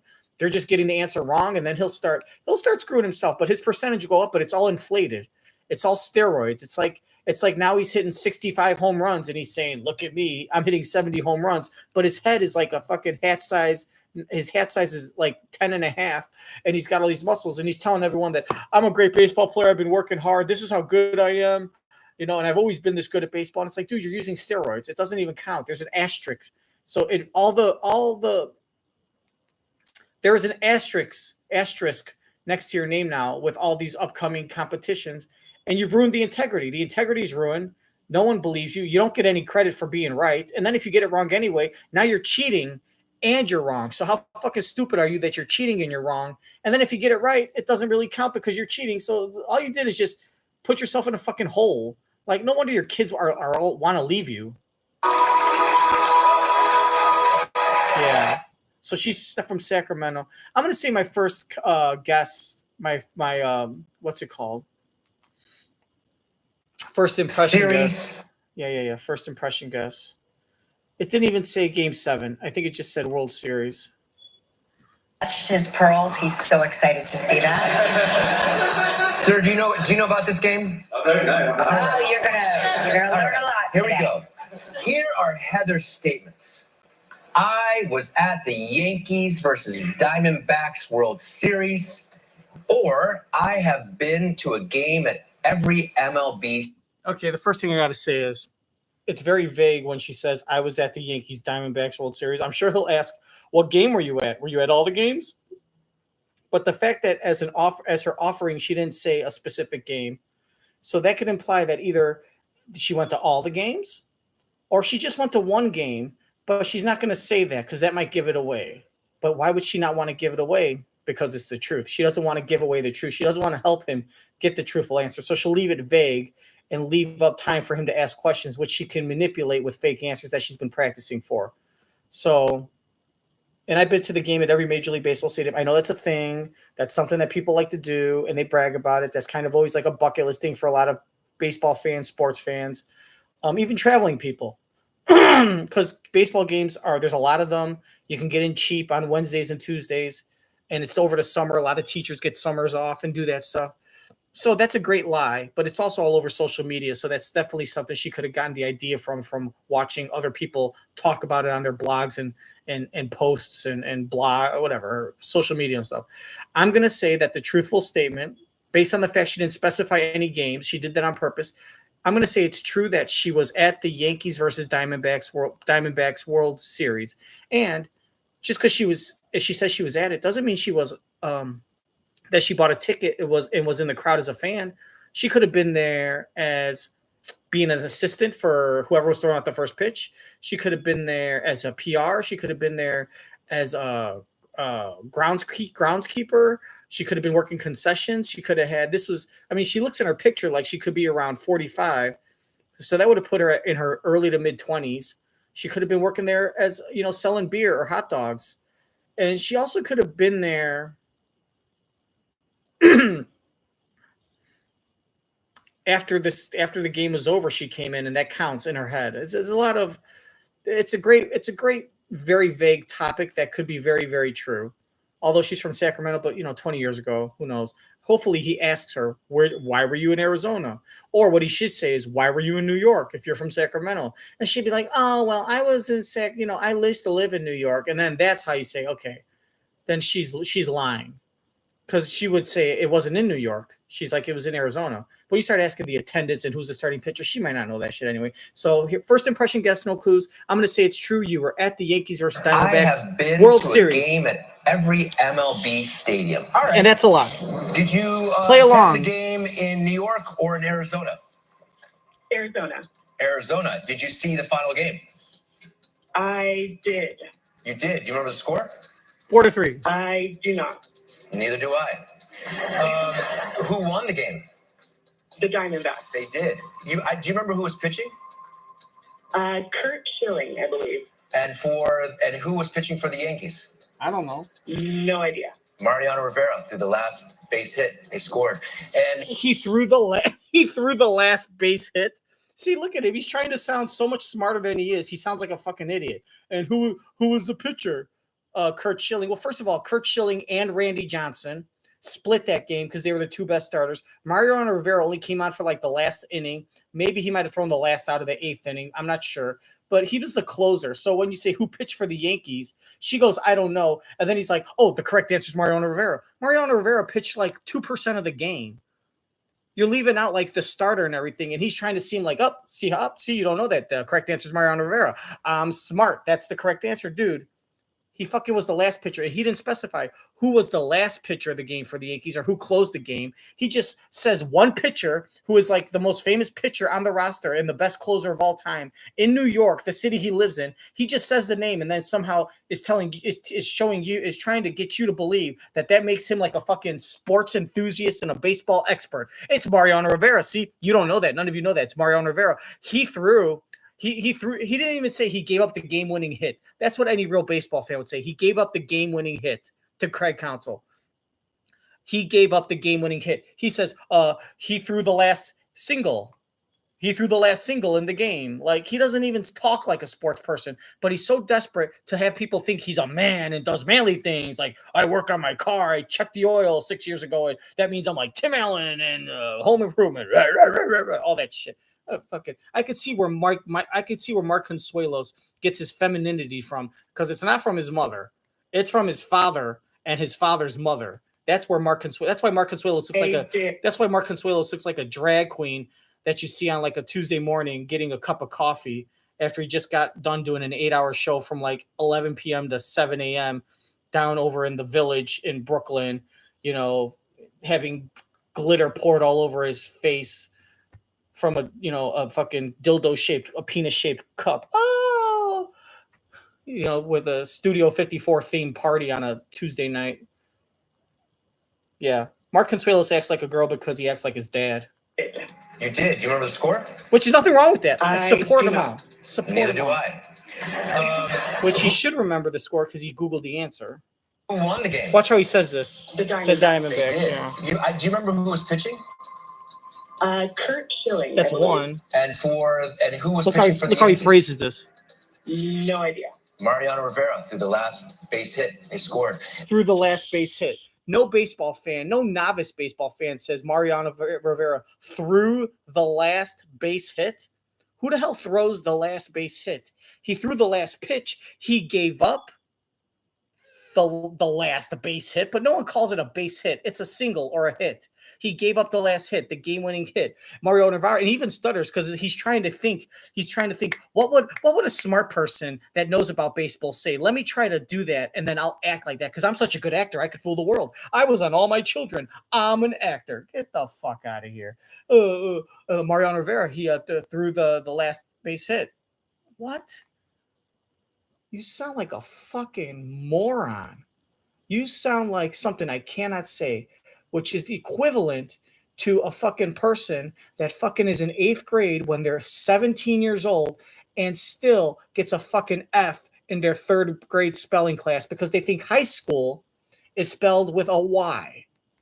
You fucking use your imagination, all my subscribers. Put in the comment section. You think this guy's legitimately smart? And over under on his IQ, 77. Remember, Forrest Gump was 70. Higher or lower than 77? And who was pitching for the Yankees? Mario Rivera. Through the last base hit. They scored. 2000 and what? 2001. That is correct. You're stupid. This isn't even Are you a entertaining. Yankees fan? No. I'm not. Okay. What's the nicest stadium you've been to? The nicest, I would say, the Coliseum. Oh, no. The Coliseum? The Oakland Coliseum is like known as the shittiest fucking ballpark in all the land. I mean, that's the reason why why the Athletics are trying to move to Vegas and probably will move to Vegas, is because Vegas is going to give them like a nice stadium. That Oakland Coliseum has been around since like the 50s. It used to double as it's not even a baseball stadium. It was a football stadium that the Oakland Raiders played at. And then the Athletics just like played baseball there also, but it's really a football stadium. And so when they change it into a baseball field, and they put the baseball field in the dimensions of a structure that is supposed to be made for football, it makes for awkward dimensions, which is fun for baseball. But the seats are terrible because you're sitting in seats that are made to see a big, wide 50-yard, 50 or 120-yard long field, and it's like much bigger. But when it's a smaller baseball field, you get really bad views. Everyone looks small. You're like all the way up here, and like the upper deck tickets, like no one ever goes there because you can't see. Not the upper deck. I'm sorry, the bleachers. You can't see shit from the bleachers because the bleachers are like 600 feet high in the air because they're made for football. So they have this incredibly high wall, and then there's like some bleacher seats that they could squeeze over here and over here, but a majority of them are like all the way in the upper, like the bleachers are upper deck level. So no one buys any bleacher seats. If you do, they're like $2 or something. Like that's where cheap people can go and just get in for like a couple bucks. And it's terrible views. It's old. The locker rooms. I mean, that if you Google right now the worst ballparks in the major leagues, Oakland should come up last, if not second to last. It should be dead last, but it's definitely got to be in the bottom three. Players don't like it. The fans don't like it. It's old. It needs remodeling. It needs to be. It is terrible. Like Al Davis, the owner of the Raiders, was trying to move the hell out of that stadium like 40 years ago. It was a piece of crap 40 years ago in the 80s, and he ended up going to the Coliseum. And then when he wanted to leave the Coliseum, he ended up going back to Oakland because he couldn't get a deal to build a new stadium, and he had to settle there because he didn't have enough money he didn't have enough money to pay for it on his own, and he couldn't get enough money from the tax dollars because the mayor or the governor put a squash on him using tax dollars. So he had to go back to getting this crap stadium. Or I don't even think he played at Alameda anymore. I think he moved from that Coliseum.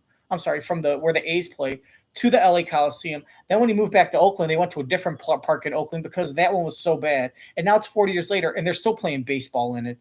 Like, so the fact, I'm telling you, I don't know why she would say that. If she said that, that's because she knows it's a terrible ballpark, and she is trying to throw him off. So he'll say, if he knows that Oakland is a terrible ballpark, he'll say, oh, Oakland's a terrible ballpark. That's a lie, because I've been to a major game. I've been to a game at every Major League Baseball stadium is a lie. Because if she has been, she wouldn't have said Oakland. It just doesn't make sense. Of course, Wrigley, Fenway, old Yankee Stadium, new Yankee Stadium, Arizona, even with the swimming pool. People might say Baltimore, Cincinnati, people like for some reason, but no one would say Oakland. So either she messed up royally, she royally effed up, and that's going to give her hand and show that that's a lie, that she's been to every Major League ballpark, that is a lie.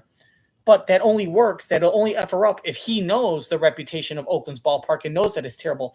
Because if he doesn't, and some tells me he doesn't, because he doesn't know baseball. He just pretends to, because he constantly has to show everyone that he's a man that does man stuff. And it's very embarrassing for him to not know about sports, because then he can't connect with the common man, because he's into like working out and fashion and art and like, you know, Playgirl magazines from the 80s. He has a big crush on Mark Wahlberg. And like he thinks Mario Lopez is awesome because of his dimples and his sexy abs. Him and James Corden have a secret relationship. That's why they go to London, right? It's not to visit Lola. They paid Lola to go there to be a plant, to say, we're going to London to visit our daughter, when really it's so he can go have, you know, dinner with his boyfriend, James Corden. So allegedly, that's what people are saying. I don't agree with it. Of course I don't. No. But these crazy news people. So she could have just given away, if he knows that Oakland sucks, she could have given away her hand, because that's a terrible choice. And it's like she just made that up because she's in Sacramento. She's like, I don't know, Oakland. But if she lied about that to throw him off, so then he'll say that's a lie, when in actuality it's the truth, it's brilliant, because she's not lying. Because you didn't ask her a factual question. You didn't ask her a question that has a factual answer. You asked her a question that has an opinionated answer. What's the nicest ballpark you've been to? In my opinion, it was Oakland. So then he'll be like, Oakland sucks. That's a lie. You haven't been to every Major League ballpark, because any normal person would say Wrigley Field or Fenway or Yankee Stadium or blah, blah, blah, Miami.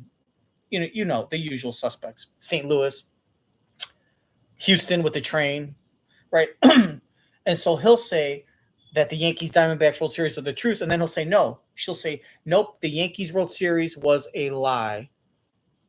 And he'll be like, how can it be a lie? You said that Oakland was the best ballpark you've been to. And I said, well, in my opinion, it is. Just because 99% of baseball fans disagree, not my problem. I didn't lie because I told you the truth of my opinion. My opinion's my opinion. It can't be a lie. No opinion can be a lie, okay? If someone tells you you're wrong about your opinion, walk away from that person immediately, all right?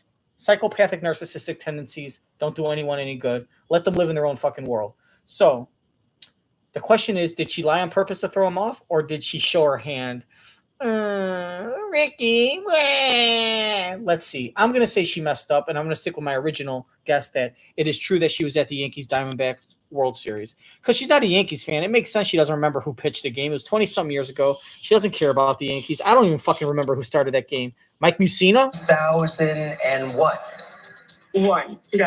That is correct. Are you a Yankees fan? I'm not. Okay. I'm an Oakland. What's the nicest stadium you've been to?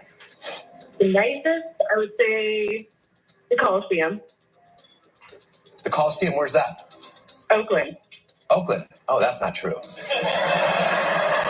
That is not true. Oh, that is not the nice. Sorry, don't come at me, Oakland. But that's historically not the greatest state. Yeah, but at the same time, you didn't ask her. You did not ask her historically what's the greatest stadium. You didn't ask her what is the most popular stadium, or you didn't ask her what have Major League Baseball fans voted as the nicest stadium, or what do a lot of fans think what are some of the most popular and nicest stadiums according to fans. You didn't ask her that. You said, Kelly said, what is your what is the nicest stadium you have been to? The answer is solely your answer, your opinion, based on your experience, your heart and soul. If she said Oakland, she said Oakland. So the minute he says, oh, that's not true, you can't tell someone that their opinion is not true. So go fuck yourself. Let's see what Kelly says. And she says, what's the nicest stadium you've been to? And yes, I get it. It's not the nicest compared to some of the other state of the art. It's old and it's dumpy. You've been to. It's got charm though. It's got charm. It's like a 3,000 square foot apartment in Manhattan with a bunch of cracks and asbestos, and it's only like $2,000 a month. And it's like, well, it's got charm, or it's like that apartment that is like a 150 square foot apartment where you're basically in a big walk-in closet and it's like $1,000, $1,200 or $1,200 a month. And they're like, well, but you got a view, and you look out the window and it's like a view of like a building, and in between the two buildings you could see a little bit of like a skyscraper from like 25,000 feet away. What's the nicest stadium you've been to? The nicest? I would say the Coliseum. The Coliseum, where's that? Oakland. Oakland. Oh, that's not true. See, he doesn't know the Coliseum's in Oakland. Every baseball fan knows the Coliseum's in Oakland. He's like, where's that? But then once someone says Oakland, he goes, oh, I know that Oakland doesn't have a good stadium, but I don't know the name of it. Camden Yards, where's that? Baltimore. Oh, I know Baltimore Stadium. I know that. I knew that, he'll say. Oh, I was just joking. Ha ha ha, fake daytime TV laugh. Oakland. Oakland. Oh, that's not true. That is not true. That is not the nice. Sorry, don't come at me, Oakland. But that's historically not the greatest stadium. All right. Baseball is like cricket, sir, but with like, but it has an ending.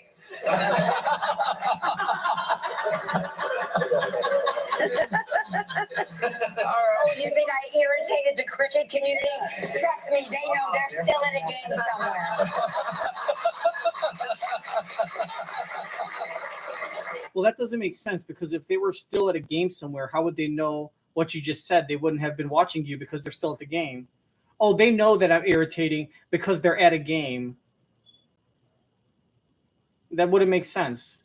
The only way they would know is if they weren't at a game, because no one's watching you. If the implication is that they're so obsessed with cricket, then why would they know what you just said right now, or anything of your opinion, because they love it so much. Oh, they love cricket so much they know that I upset them. Well, if they love it so much, and the implication is that they're still at a game watching it, and they're so glued to the game that they forget everything else, that includes you. So what you said doesn't even make sense. True. That is true. I was in Canada for 6 months, and the same match was on for 6 months. I understand. I was visiting you. All right, here we go. I think the true statement is that although it was a very tough for New York fans to experience this, you were at the New York Yankees, Arizona Diamondbacks. I think he gets it right, and I agree. See what I said? Exactly what I said happened. See, I'm smart, just like Mark Consuelos. Maybe I should get an honorary degree at a dipshit university. He knew that Oakland was bad, so he probably said, okay, that's not true, so you're trying to throw me off, therefore that's a lie. That's his thought process. Let's see if we're both right. He copies me, but he had to ask all those 6 months. Look at The that. same match was on for 6 months. I understand. I was visiting you. All right, here we go. He had to ask all those. Shut I up! think the true Fucking statement is shit. He had to ask all those questions just to get to this conclusion, and I thought of the same answer in less than 20 seconds. And he has stupid questions too. He doesn't even. I bet he has. I have a feeling he has the answers somehow. He can't help it. Anyway, we'll both be right, and if we're both wrong, well then fuck it. You just look like a more incompetent because you asked all those questions and you still couldn't get the right answer. That although it was a very tough for New York fans to experience this, is that you were at the New York Yankees, Arizona Diamondbacks World Series. That is true. Yes. He's going to say you gave it away when you said Oakland was the best Coliseum. You got it?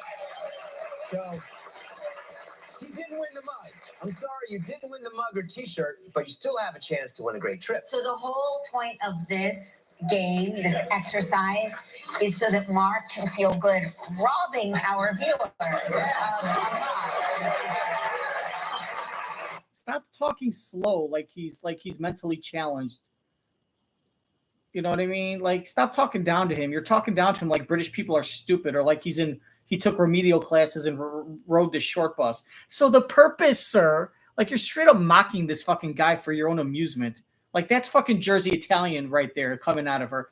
The part of her that she self-oppresses to fucking put on this fake, I'm a New York socialite. Look at me. I wear dresses in this. Hi, everyone. Oh, I love this. I love that. The fake daytime TV Manhattan New York socialite that hangs up with the Upper West Side, generational rich Jewish community and hangs out with Barbara Streisand, the Harvey Weinstein crowd, the person that she pretends to be and puts in front of your face. You just saw the real Kelly right there, a rude fucking Jersey Italian girl that just fucking talks down to people and thinks she's better than everyone because fucking her grandma makes sauce from scratch instead of buying it in a jar.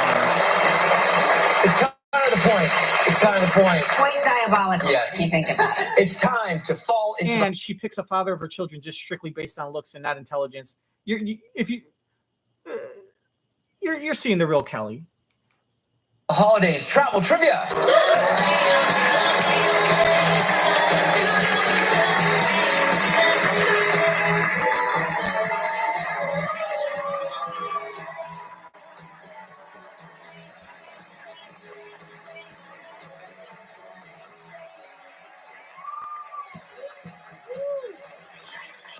That's Crystal Cove from Singapore.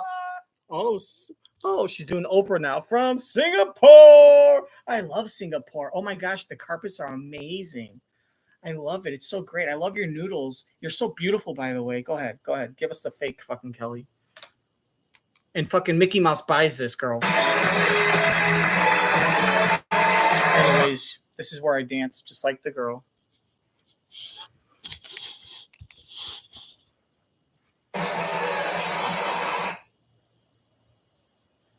Oh my God.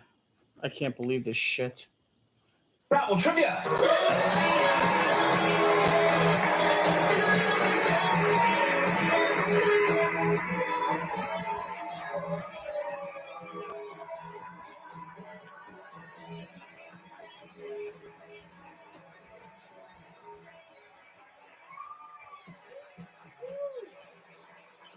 That's Crystal Cove from Singapore. Does she get a car? You get a fishing boat. You get a fishing boat. Everyone in Singapore gets a fishing boat. Remember in Singapore when that one guy, like that American went on vacation, like spray painted on a car and they like paddled him like 100 times? You get a paddle on the ass. You get a paddle pass. You get a paddle on the ass. Everybody gets a paddle on the ass. You get paddled till you bleed. You get paddled on your ass till you bleed. You get paddled on your ass till you bleed. Everyone's ass is gonna bleed. Gonna bleed. That's how Oprah would say it. I feel like That's how Oprah would say it. Everyone's ass is gonna bleed. after this we have to have a remake, a redo. Yeah. Don't you feel it? Okay, all right. JJ, it's time to spin that wheel to see what Heather's playing.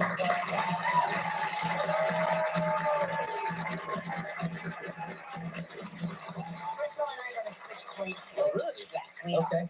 Okay, you're playing for the veranda in Antigua. 7 days and 6 nights in a waterfront suite. It's all inclusive. It's a prize valued at $8,000. You have 20 seconds and only one guess. Heather, good luck. All right, Heather, on yesterday's show, we talked with NASCAR Cup champion Ryan Blaney. Who did Ryan say is dating fellow driver William Bryan? Oh, Kevin Jonas. Sister. Yes. Correct. Congratulations! You and a guest will enjoy 7 days and 6 nights at the Veranda Antigua, an adults-only, all-inclusive Caribbean vacation paradise. Nestled on 30 spectacular oceanfront acres overlooking a tranquil bay, the Veranda Antigua offers 4 pickleball courts, an 18-hole mini golf course, water sports, 5 restaurants, 4 pools, and so much more. Your prize is valued at approximately $8,000. Crystal, should we do our trading places? Okay, What's happening? let's do it. We're gonna trade places Okay. because you're gonna have to you're gonna have to read this. Okay. And I'm gonna go over there because we've always wanted to trade positions. We've done it once before. We're gonna do it again. Great time. Yeah, meet Mark. Hi. Hi, Mark. Nice to meet you. Please. Thank you. Please. Please. There come you on. go. Great Let me job. just rub your leg real quick. All right. Underneath the table. Okay. Congratulations. Now you get to make the day of a lucky member of our studio audience who will receive an exciting kitchen and appliance package from Ninja valued at over $500. That'd be funny if Mark was like, please sit down, and then you kind of catch him whispering, but he forgets his microphone is on, so he thinks no one can hear him, and he goes, would you like me to give you the full Kelly Ripa treatment?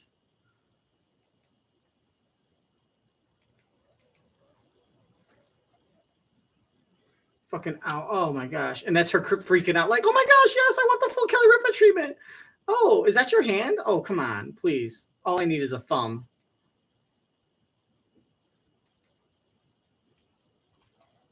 Oh my God. Member of our studio audience who will receive an exciting kitchen and appliance package from Ninja valued at over $500. Now please pick a number between 1 to 156. Good luck. 31. 23.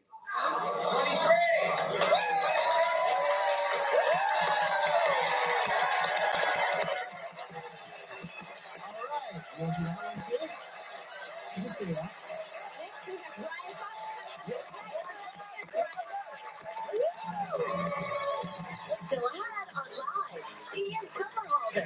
We continue Great Getaways Week with Amy Goodman and tips for going on tour. And coming up next, Ryan Cummings. That's her fucking go-to move. She does the same fucking go-to move all the time. It's the same fucking move she's been doing since she was like 13. She does the...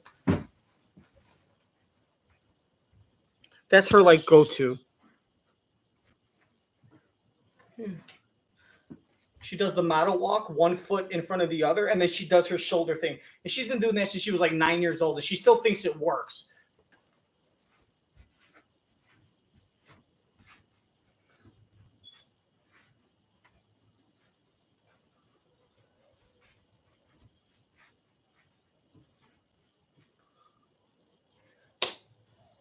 Like this, oh, this isn't working. This isn't working. I don't look good. Oh, let me go to the go-to. Everyone loves. This is like, the guy from the boxing that goes, oh, are you ready to rumble? This is like Ric Flair doing a promo and he messes up and he just goes, woo, woo, woo. She just goes back to like her autopilot, her default mode. Wait.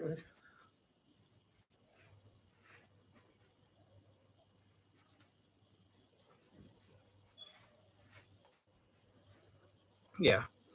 Hey, gave her hundreds of millions of dollars and some dopey children.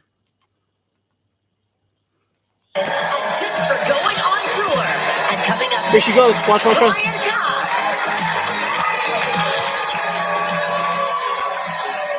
She just walks forward. Yeah, that move wasn't even popular. Like, that move wasn't even popular in the 80s when you thought it was cool. It was cool for like 11-year-olds, but you were like 15 doing it. And the 11-year-olds who were 11 when you were 15 were laughing at you. Oh, Kelly. Disappointment. But I love you. Can't wait to get a selfie with you. And all the other pigeons in Central Park. Welcome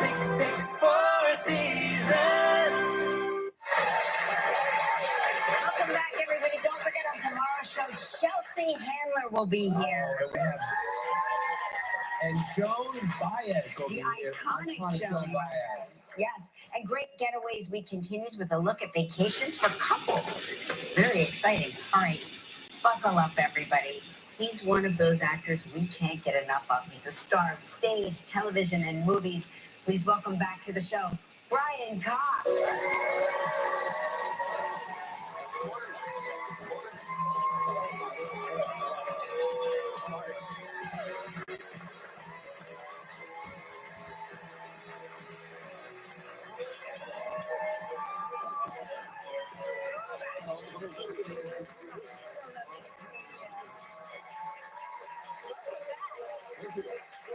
Thank you. Looking great. Congratulations are in order. I hear you received an award on Saturday. Yes, I got the first Presidential Medal Award from the St. Andrews Society, which is, of course, a Scottish brand. Which was lovely. I flew into Washington and they had what they called a ball, what I would call a keeley, but it was the same thing. And it was a great evening. Yeah. And you wore a kilt? I wore a kilt, yes. I do wear a kilt. And there it is. Oh, that's a business. That's a power kilt. Yeah, it's funny. What happened was I was flying from London and I didn't have any kilt stuff. All my kilt stuff here is in New York, but I had to fly straight to Washington. So there's a guy in Edinburgh called Howie Nicholsby. He runs a wonderful mark. I recommend it to you. He runs no, you'd like the kilt. It's Okay. Really, he runs a thing called 21st Century Kilts. I'm sure Kelly will like the kilt a lot more. It's beautiful. He came to the rescue. You've rocked a kilt in the past. This is not your first kilt. No, I've worn it. Yeah. Okay, what's going on? Well, I'm Scottish. Nothing. Well, I'm Scottish. You have. You mustn't wear anything underneath because the whole idea is it cools you. There's a nice draft that comes there and it keeps everything in its place. And you have to avoid getting excited at the same time.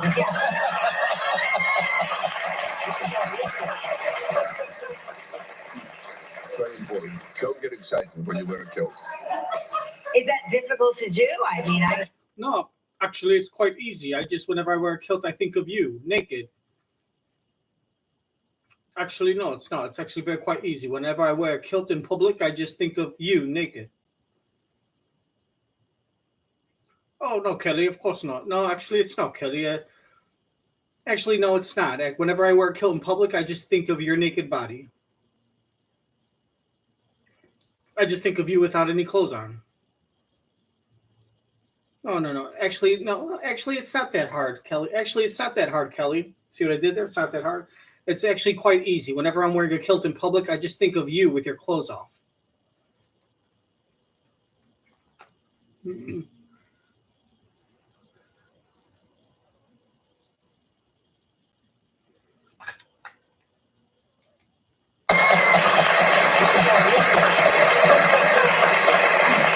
Very important. Don't get excited when you wear a kilt. is that difficult to do? I mean, the whole idea of the kilt would be very exciting. Yeah. But when it's really cold, it's easy. Yeah, I would say so. All right, we hear you and your wife have figured out the perfect living arrangement in the house. Tell us about it. Separate bedrooms. Oh, so you have separate bedrooms? Separate bedrooms. I recommend it. We've been married now we've been together for. We've been together for 46 years and been married for 41. unless he got married when he was young, and he's been married for they've been together for 53 years and married for 47. But I'm going to say they were together for 44 years. Final guess, 44 years, and they've been married for 37.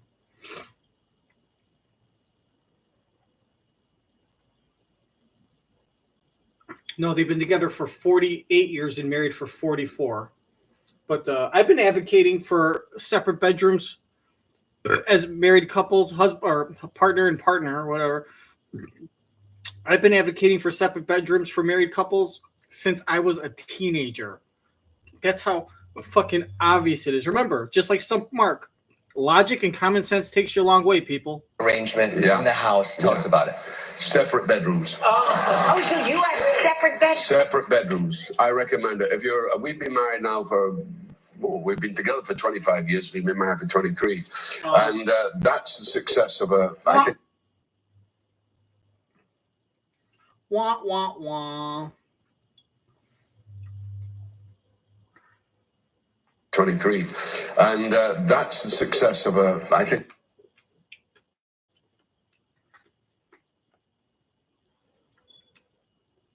And we draw lots when we see one another. You know, when we visit, we're allowed to visit each other's beds. Visitation lots, yes. I like it. Did he just get bleeped? The captions didn't even catch what he said. Can anyone read lips? We've been married now we've been together for 25 years. We've been married for 23. And that's the success of I think.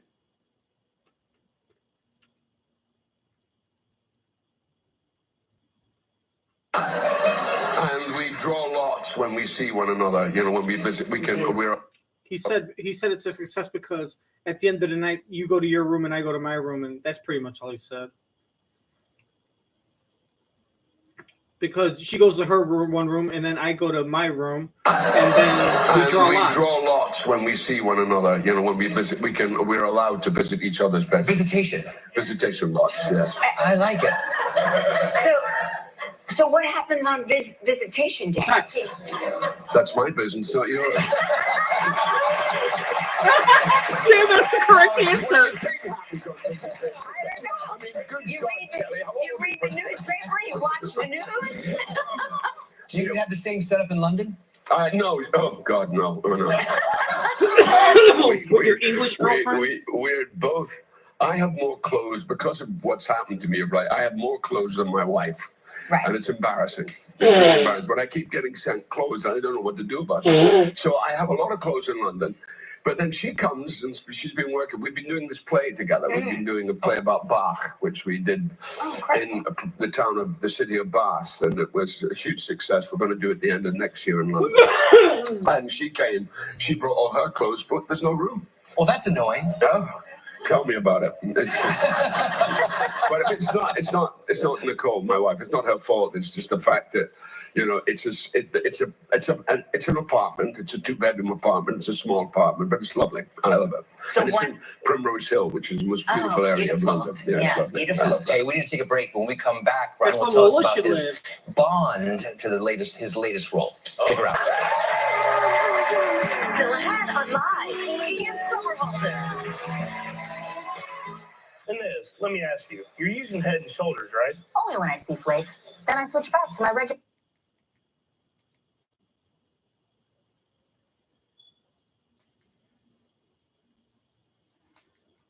Oh my God.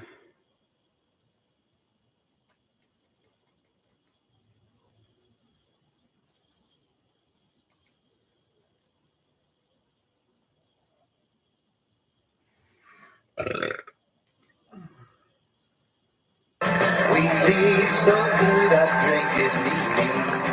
But watch in Moscow always get the mule. Vodka this good is an American Jew.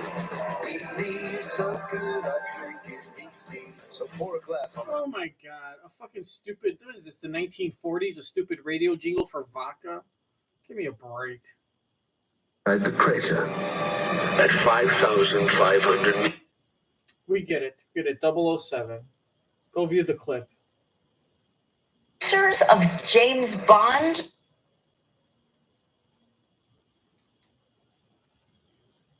That is. Well, I guess the new 007 is a comedy.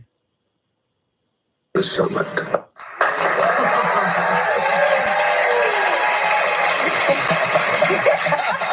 That is terrifying. That's Brian Cox in 007 Road to a Million.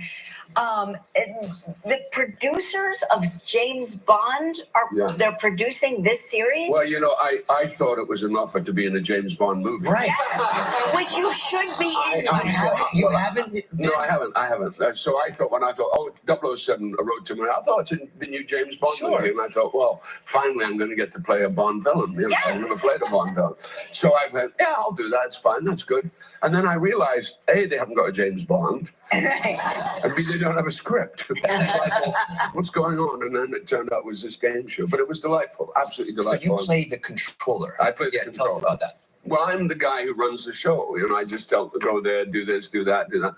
But my job was very easy because it was people had already done all that on telephones, not my voice, somebody else's voice. Right. But then I come in and add the dramatic effect to make it all. No kidding. Yeah. So they didn't even get to hear your voice. No. Oh, those poor people. No, I think if they heard my voice, they'd be even more terrified. Yeah, they'd be terrified. So what is it that contestants have to run around the... They have to go through these very difficult Bond locations, and they have a series of questions, and then it adds up, and they can win £1 million. It is incredible. Yeah, that's really extraordinary. Yeah, we'll probably do it. I think they'll do another series, but I think they might do much more international because it's all Brits, so they might actually do some Americans as well. I think this. Well, you guys are the testing pod. You guys are the litmus test.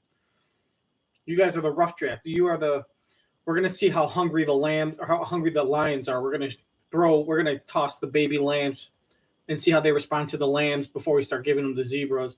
Because if it goes good in Britain, then they'll be like, well, it'll be great in America. And then America will steal Britain's idea, put their own twist on it, and claim it to be their own. This is your foray into being a Bond villain. Yeah. Well, because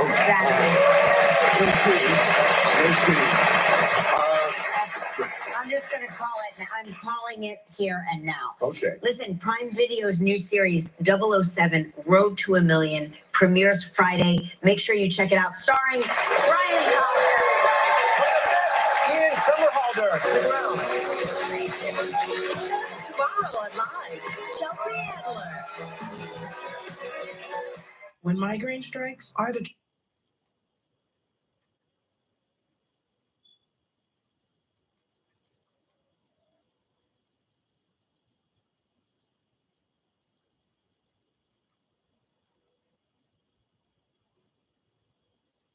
He kind of looks like Rob Lowe meets the fat kid from Stand By Me, Jerry O'Connell. Get all the stars with all your friends.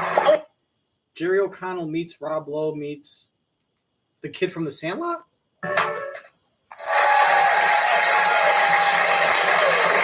back to the show, everybody. His resume includes actor, producer, and environmentalist. Please welcome back to life the handsome and talented Ian Somerhalder. What's going on, everybody?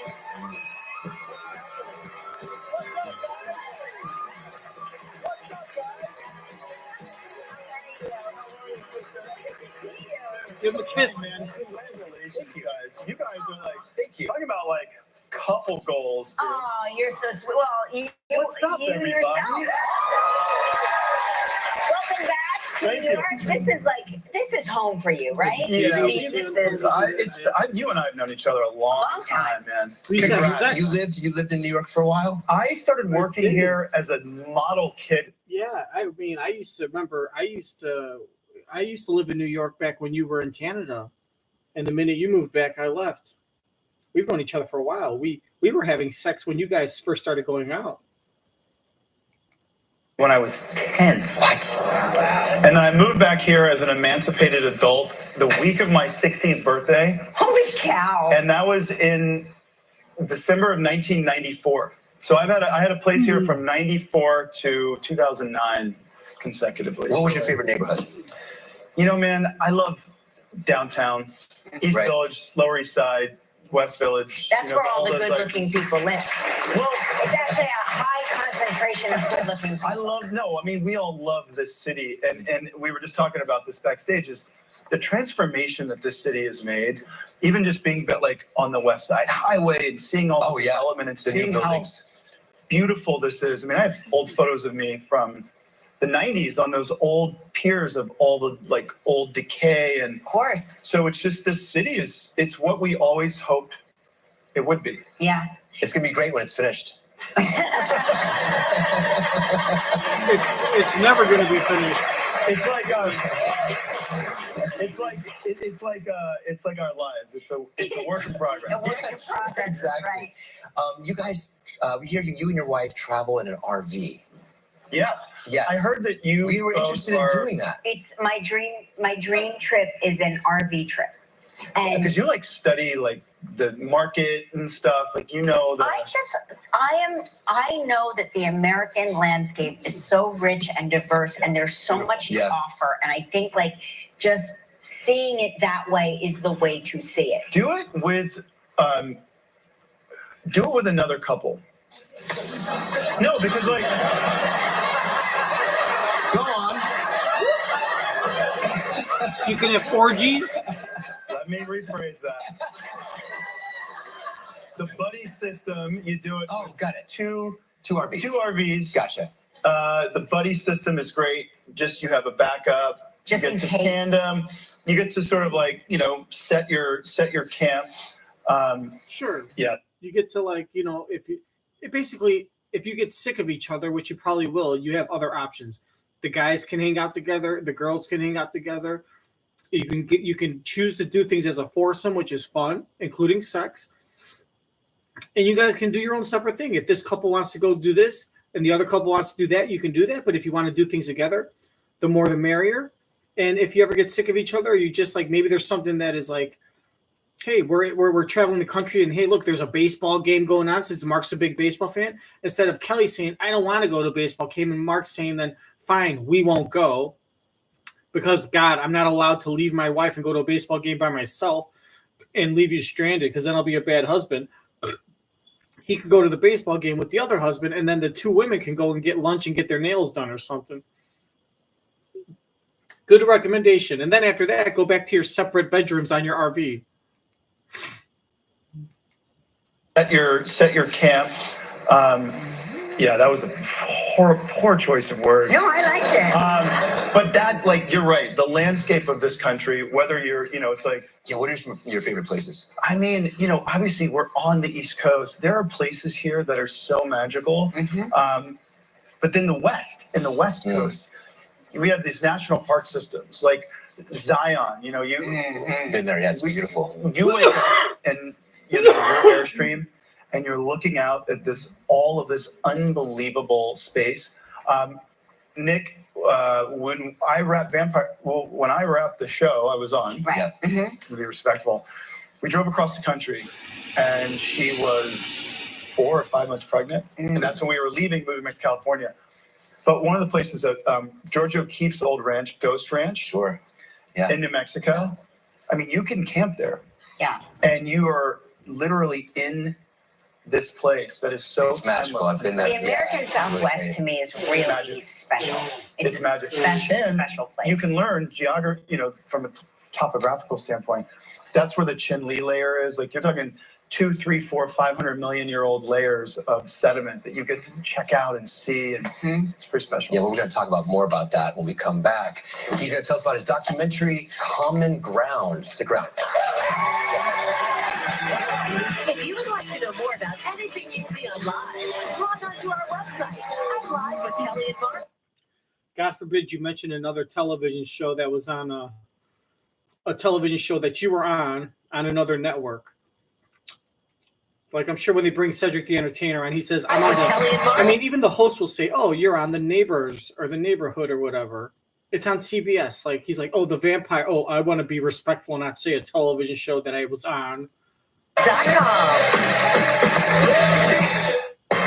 Next Live, Chelsea Handler talks about her new comedy tour. I love that question when people go, what can we expect from your tour? It's like sadness. Joey Baez on her music documentary. And Great Getaways Gotta love the fake edited clip laugh. God.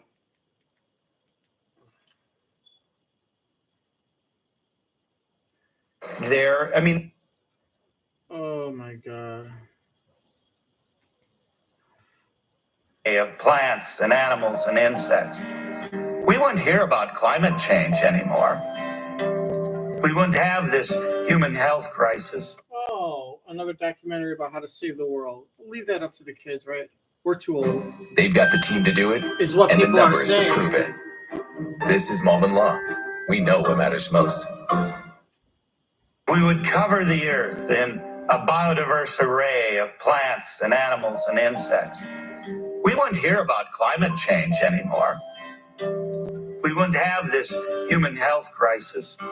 We would have food that is truly nutrient dense.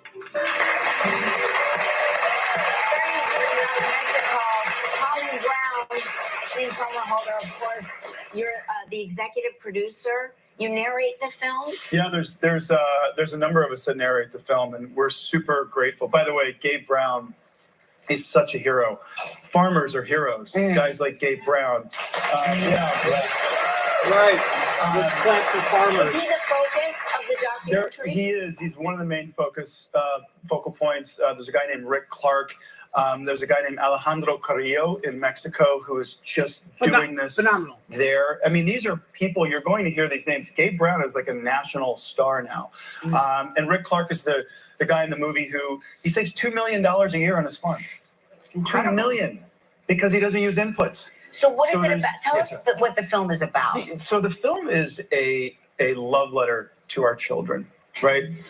The idea, so it's me, Jason Momoa, my dear brother, Donald Glover, Rosario Dawson, Laura Dern, and Woody Harrelson, and by the powerhouse director, producer, married couple duo, Josh and Rebecca Tickell.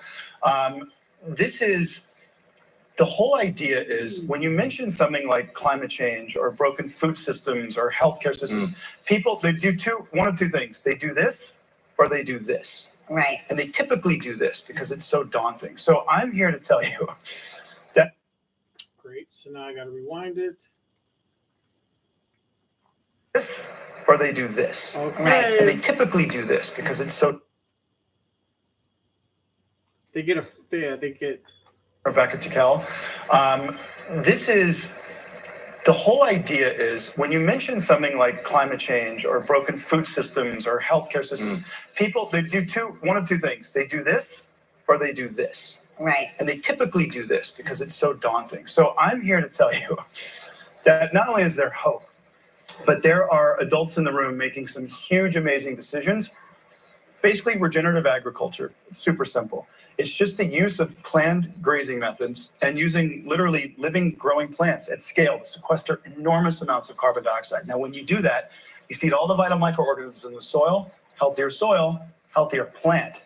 Now you're talking. So now you've got more nutritious food. Regenerative agriculture versus conventional agrochemicals produces higher yields. So what does that mean? More money for farmers.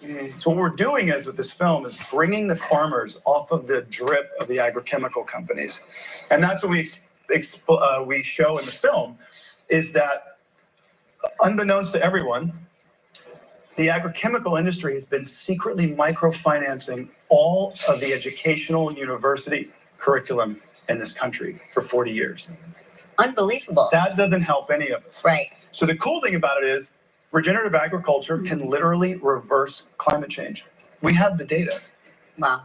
We can literally, how cool is that? Oh, let's clap, everyone. Yeah, clap because I tell you to clap, you robots. Farmers are going to do it. Thank you so much, Ian. Common Ground is playing now in select theaters. Go check it out. Why not all the theaters if it's such an important issue? With your favorite music star. That's awesome. Tomorrow on Live, Joe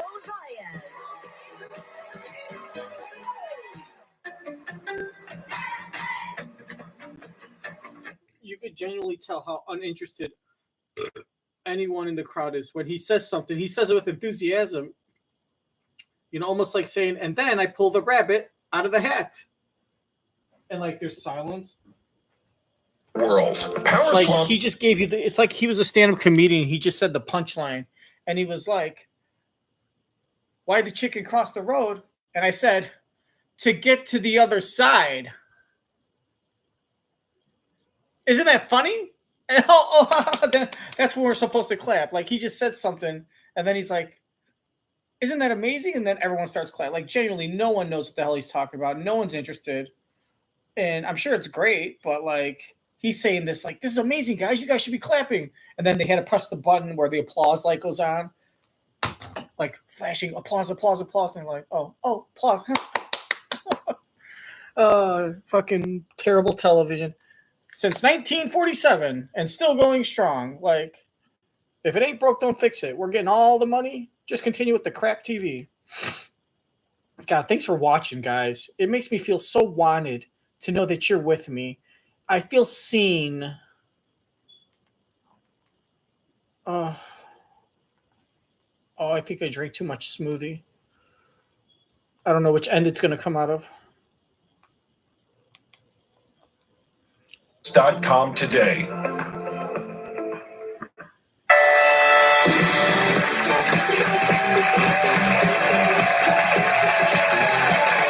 Welcome back. Great Getaways Week continues now with destinations that hit all the right notes. Expedia just released Unpack 24, the trends in travel, which predicts next year's hottest destinations. And today is yes, because we can all predict the future. Hey, this group of fucking people predicted what's going to be the hot places. This group of strangers predicted what are going to be the hot places to go to next year, right? And what's going to make them hot? Well, because we said so. Like, we're going to predict where the best places to vacation are next year. And who's making that decision? How are we going to tell if our predictions come true? Well, let's see. You make a prediction. I predict the Yankees are going to win the World Series, and then we find out what the results are, and then we go back and see if we're true. Well, they're going to predict where the best places to go on vacation next year, and who makes the decision to ultimately see if their predictions are true? They do. And you know why these places are going to be hot? Because we're predicting it, so therefore people are going to go there, and when people go there, it becomes hot. We predict, go here. Then people go there because we predict it, and then when people go there and spend money there, we get the results and say, oh, look where people went, the places where we predicted. And it's a full circle. And why are we predicting these places? Because the governments, the countries, the governors, the mayors of these cities, these towns, these states, these countries, they are all paying us, the resorts, the Embassy Suites, the White Lotus, the fucking Sandals, fucking the Hilton Corporation, whatever. They are all paying us money, lots and lots of money, to put their resorts and their hotels and their private whatevers all in our book. The La Struda Resort in Mexico. Why are we putting their name there? Because they paid us $3.5 million to put it in our book. So then people say we should go there. These people said so. Why do we say so? Because the owners paid us to. Hey, go to McDonald's. Why are you telling us to go to McDonald's? Because McDonald's told us to put you in our book. It's that, So basically, people buy ad space in our book. Would you like to buy a page in our book? Only $200,000 and you can get a whole page. Okay. And then we write up a review about your place and then people go, it's all bullshit. 50% off the retail price. And then the predictions end up becoming true because the people predicting are the people that actually make the decisions. It's like the Oscars. It's like the people that voted on the Oscars also went on a television show making the predictions. And it's like, well, we control who wins. So why wouldn't our predictions be right? .com today. And then you're going to go see the movies that we predict.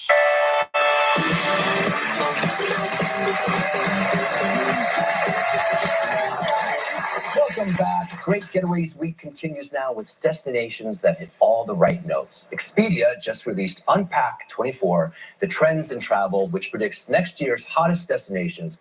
And today is all about the music, tourism. Joining us is lifestyle expert Amy Goodman. Hi, Amy. Hi, Amy. What is tourism? You look like what Whitney Taylor Cummings. Swift and Beyonce really made this the craze last year with this really high demand for tickets, right? So in 2024, Expedia Research has... Look at that. Hi, Amy. Look at that. Amy, you look like what Whitney Cummings should have looked like if she actually had good plastic surgeons. No. You know what's better? Like, oh, Amy, you look like what Whitney Cummings should have looked like if her... You look like what Whitney Cummings should have looked like if her plastic surgeons did a good job. Hi, Amy. Oh, you look so beautiful. Look at your hair. It's like you got Amy Yazbek's hair and the face that Whitney Cummings should have had if her plastic surgeons did a good job. There you go. That sounds better. What is tour tourism? Yeah, so Taylor Swift and Beyonce really made this the craze last year with this really high demand for tickets, right? So in 2024, Expedia research has shown that 30% of travelers are really going to be traveling outside of their local cities in order to see their favorite artists in concert. And this is all really because ticket prices are cheaper elsewhere. That's so crazy to think it might be cheaper to take a trip somewhere else to save money on the tickets. Yeah, and even in this survey, even more than 70% are saying that they would be traveling outside of their local cities to go to these concerts. And 40% are said they're willing to travel to these concerts as an excuse to go and experience someplace new. We've done this. Right, you've done this, right? Paris is Paris, right. So that's not just one night. That is bundling several nights, making a vacation out of it, doing not just the concert, but other activities as well. All right, what cities should be on our radar? Well, so there's so many hot tours this season, from Madonna to Olivia Rodrigo to the Jonas Brothers, all of our hottest artists. And literally for those concert goers, you can expect to spend on average less than $150 per night. So that's really great. And in some cases, that's going to be less than a ticket cost, right? So there's some really good deals to be had. Okay, so where do we start? All right, so Houston, Texas. Taylor Swift is headed there to Houston in April. If you're lucky enough to snag a ticket, you can get a round trip airfare literally from New York City to there, 3 nights accommodations at a 4-star hotel for under $600. So that's a really great buy. And Taylor Swift tickets can go for $2,000. Hotspot, right? They've got great parks. It has an amazing food scene and so much art. So the museums and galleries are definitely something to check out. Great. Yeah. Tell us about Mexico City. Oh, Mexico City. Yeah. Every city has an amazing food scene. You know why? Because they serve food, and all it takes is someone to say, hey, just like I think Oakland has the best baseball park in all of the major leagues, I think Houston has an amazing food scene. Well, maybe it makes you say that. Someone paid me to say that. Oh, gosh. And then you could go to Wichita, Kansas. And Wichita, Kansas, amazing landscape, the farms, the views, the stars at night. And they have such a great food scene in Wichita. Yeah, they serve meat and vegetables and starch. Headed there to Houston in April. If you're lucky enough to snag a ticket, you can get a round trip airfare literally from New York City to there, 3 nights accommodations at a 4-star hotel for under $600. So that's a really great buy.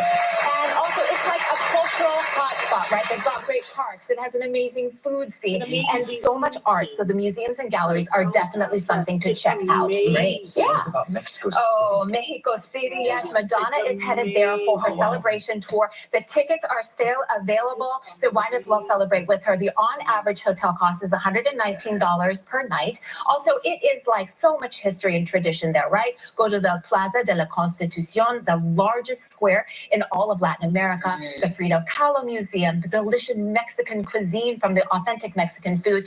Between the food and the concert and the music, you're all set. Also, if you haven't seen Madonna in concert, you simply must. It is the greatest show. She puts on a show. Yeah, Now we're off to Belgium. Yeah, Antwerp, Belgium. So for Olivia Rodrigo, she's actually sold out of her U.S. tour tickets here, according to Ticketmaster, but you can still get tickets there starting at $84. Wow. No kidding. Yeah, and so the average hotel night there is about $140. It is a beautiful port city. Think traditional cobblestones mixed with modern architecture. And of course, the food, the Belgian waffles and the Belgian chocolates are not to be missed. Yum. Yeah. What about Warsaw, Poland? So Taylor Swift is headed there also on tour. If you're lucky enough to travel abroad this season, they have some of the best budget-friendly deals. So we're talking about cheap eats and affordable accommodations starting at $119 per night. So it is beautiful tradition there also as well, mixed with kind of like this modern, energetic and vibe. Obviously, it's the capital of Poland. But one thing that you want to check out is maybe their historical plaza with their beautiful royal castle Warsaw, and also the Warsaw Old City, which is a UNESCO World Heritage Site. Incredible. Cool. So next is Birmingham, not Alabama. No, Birmingham, England, I bet they're going to say it. But what's interesting, too, is here's the thing.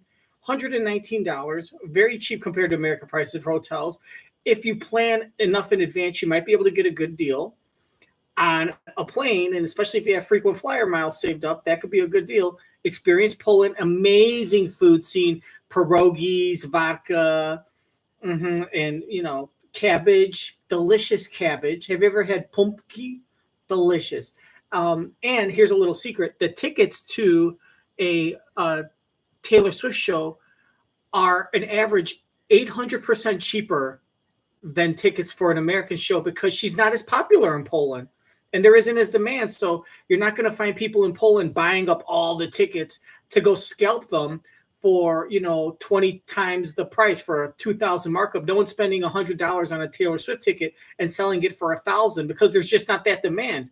If you buy 10 tickets and you try to sell them for $2,000 a piece, people aren't going to buy them because people in Poland just don't care that much about Taylor to spend that. They're not as obsessed. So not only are you're not going to have to pay scalper prices, but if you go to like Warsaw for the show, like just the face value of like a ticket in like let's say Oklahoma might be $300. Well, that same ticket in New York might be $700.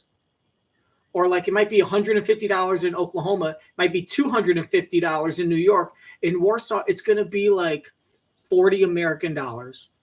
And no one's buying these tickets up, and you're going to have to pay that, and then selling $40 face value tickets in Warsaw for $500 because they're just going to hold them. Like people in Poland would say, I pass. They just don't care about Taylor as much. Obviously, she's got enough that she can sell 30,000, 50,000 tickets to the concert, but that's because there's people from surrounding countries coming in. But it's not, they're not as crazy in Europe. Europe is if you lived in Europe for a year or two, you're going to realize just how messed up and crazy America is. Capital of Poland. But one thing that you want to check out is maybe their historical plaza with their beautiful royal castle Warsaw, and also the Warsaw Old City, which is a UNESCO World Heritage Site. Incredible. Yeah. So next is Birmingham, not Alabama. No, well, I love Birmingham, Alabama, by the way, but Birmingham, England is heart in the smack dab of England, and it literally has the most Michelin-starred restaurants outside of London, so a food connoisseur's paradise. And also, they have this canal system that goes along through the city with little pubs along the canal. So I'm going for the canal hopping myself. Go for the pub golf, stay for the concert. Yeah, exactly. That was great. Amy, thank you so much. For more information, go to our website, live.com. We'll be right back. That's great. Live is partnered with Expedia Group to unveil.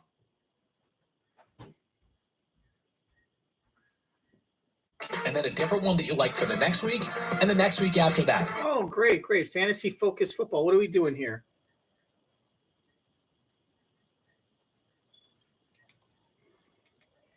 Goes Frick. Ooh, go to Tony's. Ugh, I'm so over grocery stores.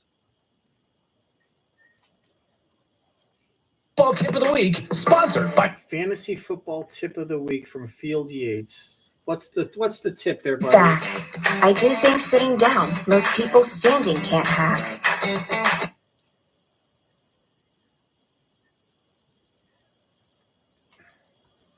Presented by Fireball. Here's your fantasy football tip of the week, sponsored by Fireball Whiskey. Know the art of streaming, especially when it pertains to a defense. It can be hard to find a defense that you can carry all season long.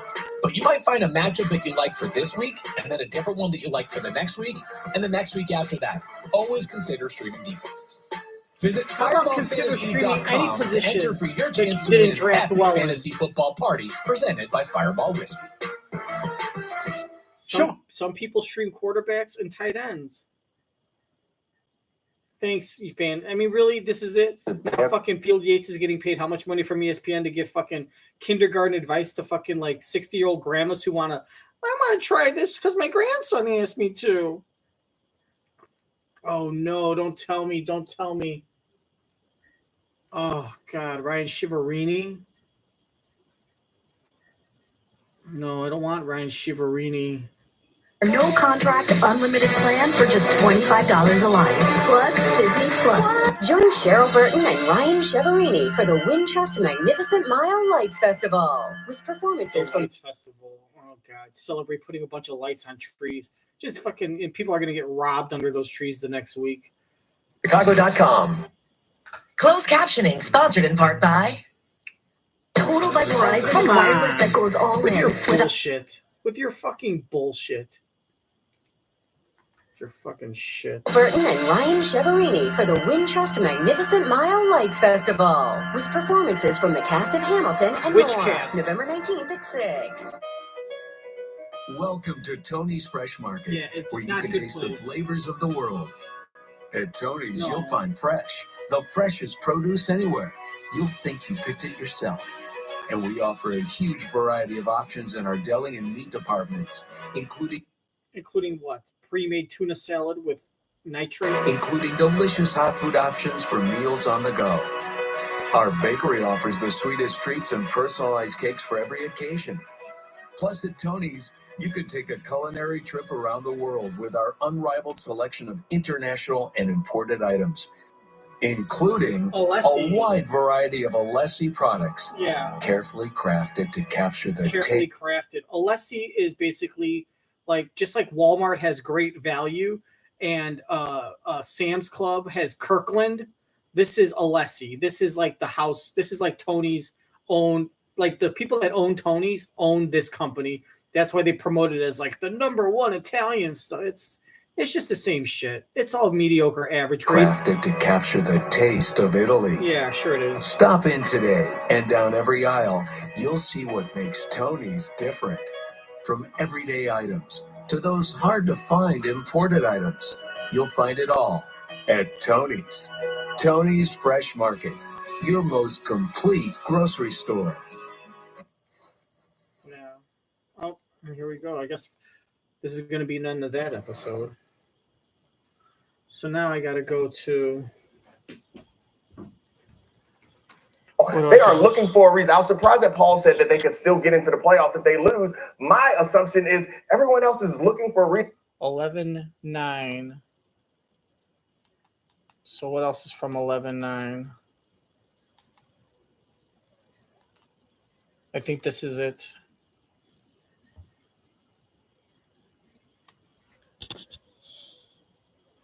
Yep. More Tonys. Because the Country Music Awards were on. So the Country Music Awards push everything back. So see all the trouble I went through. I took up all this space just so you guys can watch your inbox and see a bunch of pictures of rainbows that people sent in through the email. Is that what they call it? The email? Who doesn't want to see pictures of rainbows and then listen to Kelly and Mark talk about them? It's my favorite part of the day. Don't tell me. Wait a minute. There's a fire? Former in Lakeview.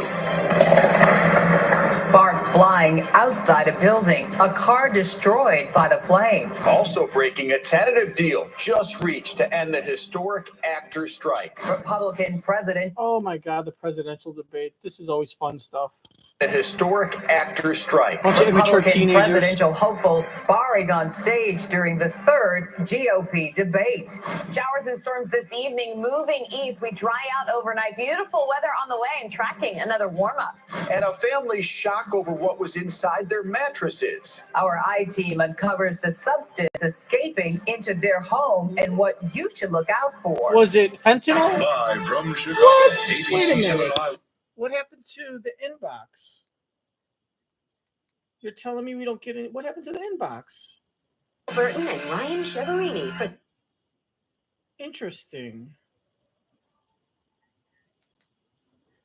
I could have Burton sworn. and Ryan Cheverini for the. That's very interesting.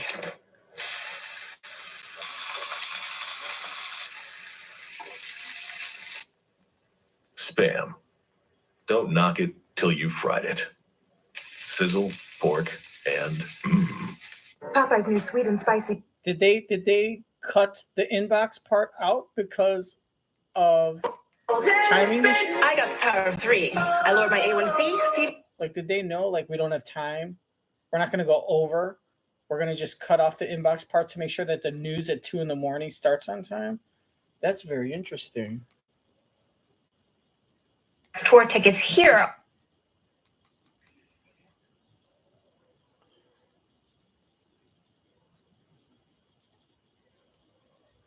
Oh my gosh, this is very strange.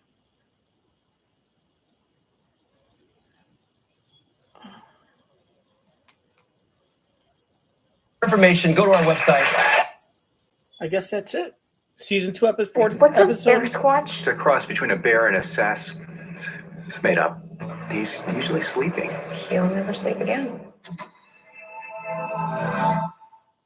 Gold Peak's high-quality tea leaves, picked for peak taste and brewed for balanced flavor, make every sip hit different.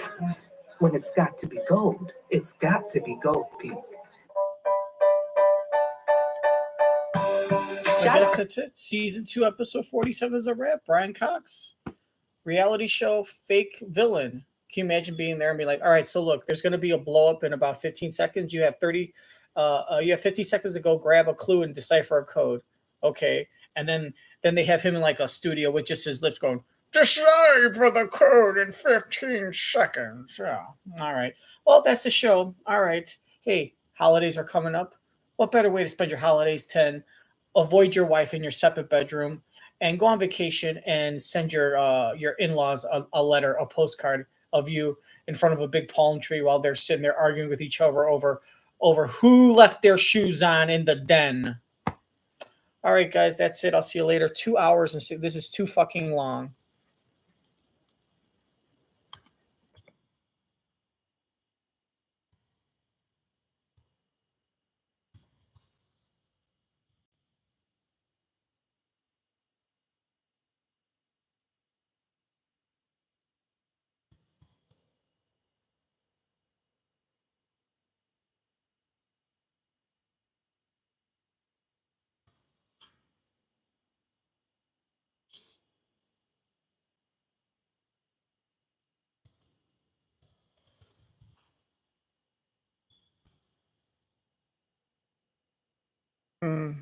That's it.